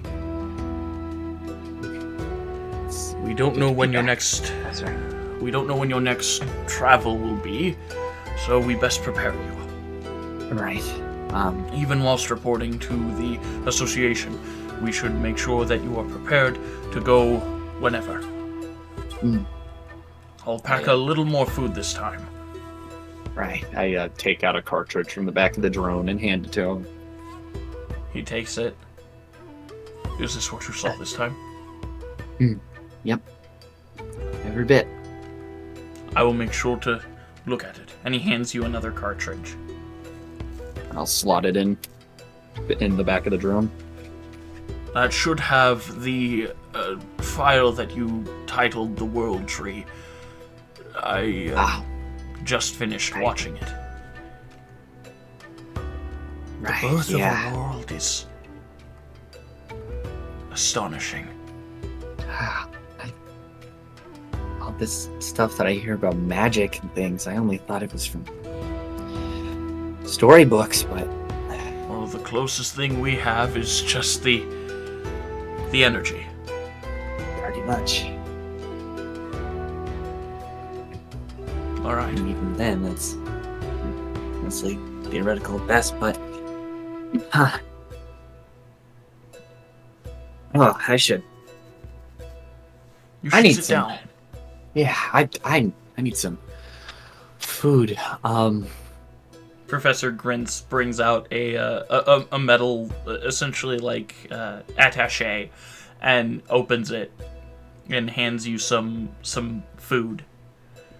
Oh, I actually just got back from grabbing takeout, so if you want some, please eat. My wife I've can't missed this. eat as much as she used to, so. mm, I Connie. quickly cram what looks like a sort of chicken nugget like food. Mm-hmm. Just kind of cram it in my mouth. Yeah. From what you remember, Professor Grint's wife had a degenerative disease that he was trying to study, and that's part of the reason you guys were studying the portal so heavily. When you suddenly started having these issues. yeah. The amber crystal sits on the table, its heart shape kind of pulsating, almost calling you. Kind of absent-mindedly, whilst still eating food, kind of pick it up and look at it as I'm sipping out of a cup. As you're sipping out of the cup, you feel the electricity in the air. As once again you see the blue light. Oh, jeez. And you wake up. At your workbench.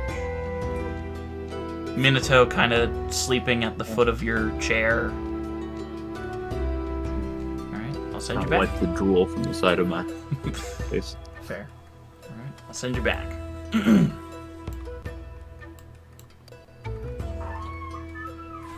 And I re-enter. See you after this. Hello again, DM. Hello. As you all awaken, the sun beaming down on you all. Well, except for Connie, who's in his... Well, I guess not sun even, just the light entering the room. The change in the opacity to tell that the sun is out. Yeah. As you awaken, what do you guys do for the morning? Do you want me to roll a wisdom save? No. Okay. Well, in that case, after my dream, I check for strings on my body. Fair. You find none. Good. I check if Maud is still with me. You feel her presence. Good. I get up, realize I'm still in a dead city. Mm-hmm. I remove my face again, Very good. And I don't know, I just wait for everybody else to get up. Okay. Just start jacking my shit. Start packing my shit. Well, I mean, to be fair, I have a huge penis. I could have a huge penis if I wanted it. That's true. That is very true. 20 inches of venom. 20 inches of grim. 20 inches. Khan awakens. As you All awaken, that's in Khan, his eyes is rage. I'd say also probably some resolve, most likely. I have like a... If he falls off the roof... I've had it so that like because I'm not sleeping on the mattress, I've moved the mattress underneath Khan so that if he falls from the ceiling, he'll just land on the mattress. That's fair. And also, if you want to know where I was sleeping, on the wall. Just sleeping on the wall. Leaning up against it. Fair. I kind of fell asleep just sitting where he was. He just kind of nodded asleep while he was, heading his sword. And he kind of awoken in that stance. And he is teary-eyed, but he's still more worried than anything. Mm-hmm.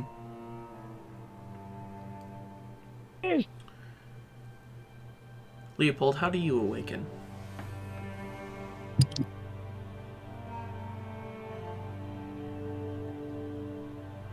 Leopold? His brain might still be frozen. Leopold. What did you do to him? Not like legit, he just straight up told me when we were talking in the one-on-one that his brain was just frozen. Oh wait, but he muted and unmuted. We still cannot hear you, Leopold. You might have to leave and then come back. Modem noises. Fair.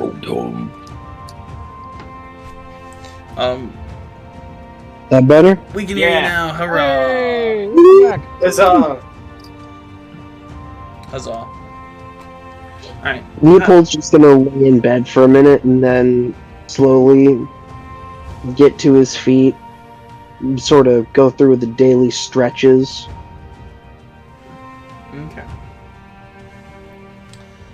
Well, good morning. Rashiel will join you in the morning stretches. Well, good morning, you two. How'd you sleep? Are you talking to us? Slept like a queen. That's good. Hear a knock on your door and it's Grim. Knock, You all knock, awake? it's Grim. Knock, knock, open up the door, it's Grim! Pop, pop, who shot the stainless steel? Knock, knock, open up the door, it's Eldon. Rashiel will open the door. Points to Eldritch cannon. Sup, Grim? Just checking on everybody. Actually, you know what? I'm gonna roll intimidation because I walk up with my face like skeletal. Sure.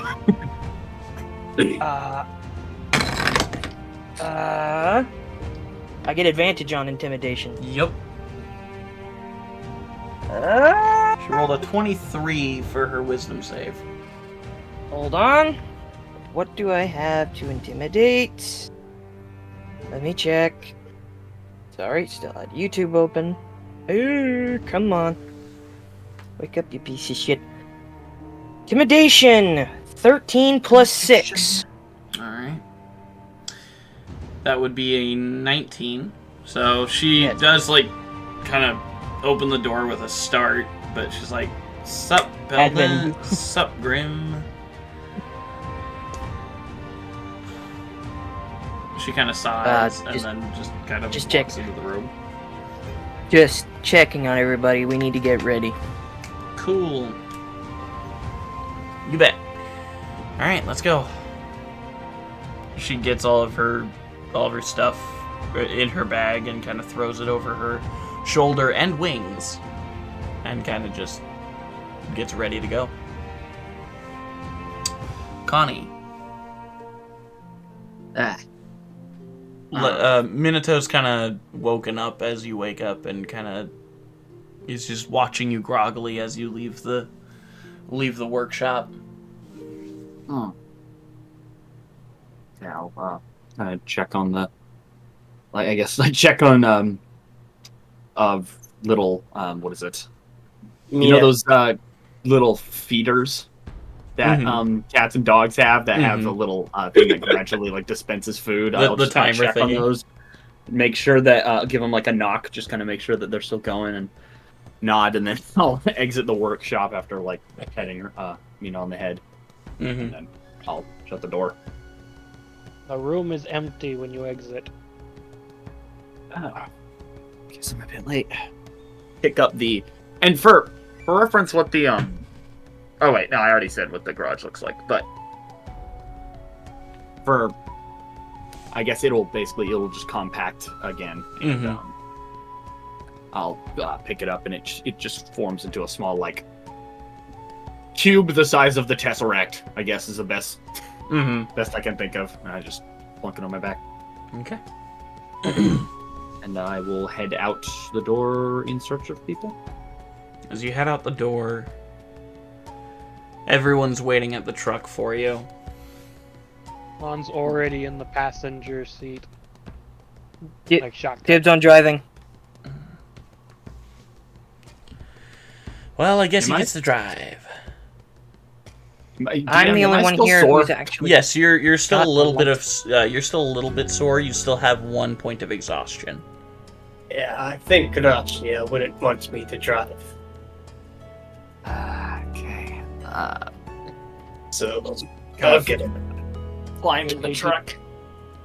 When everybody came out to the truck, I was already in it, cleaning my knives.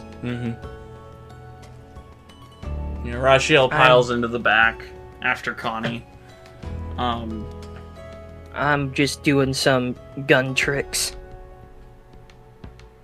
Very nice. Grim, if you're gonna drive. Performance check to drive while flipping my gun. How about you don't? Because I feel like you're gonna crash. He's driven before. I have a driver's license. Roll a performance check. I swear, Okay. if you run over one of the nice This will be a people time in that if town- I fail this, I'm using my DM point. I don't care.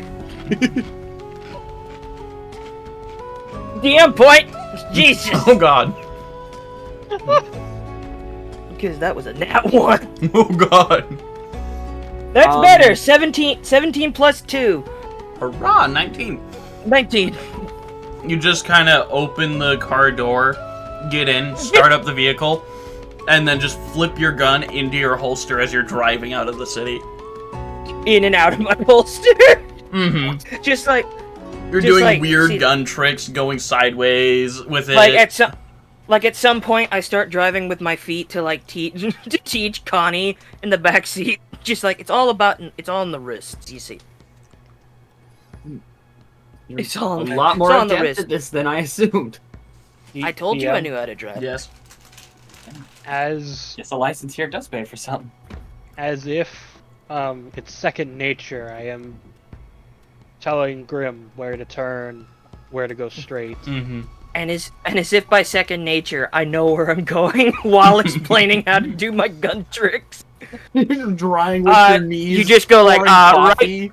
right on Dead Man Street. And you see now all you gotta do is it's a flick of the wrist. Head down the boulevard. Yep. After a few revolver also hours of driving,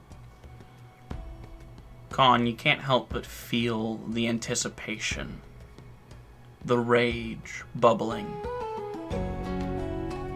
the love you had for these lands, the love you have for these lands.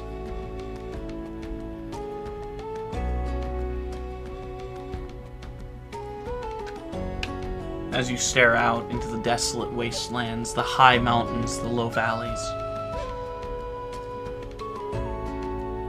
a new enemy awaits you all. Grinning, preparing, for the blood moon awaits. And that's where we're going to end it. Thank you, ladies and gentlemen, so much for joining us today. I certainly had a bunch of fun. And yeah, please catch us next week. Hopefully, if anything comes up, we'll probably cancel it or something. I don't know, but try and join us next week. We'll see you then. And also, it's been a wonderful time to have this drug-free hallucination. He said God the damn thing. it. You said the thing! Lemmy, if you would please take us out. Always, of course I will. And always remember to stay happy, healthy, ornery, buckle duckle, and always remember that the hat works in mysterious ways. ways. Good night, everybody. Fuck off. We love you. Nighty night. Nighty night.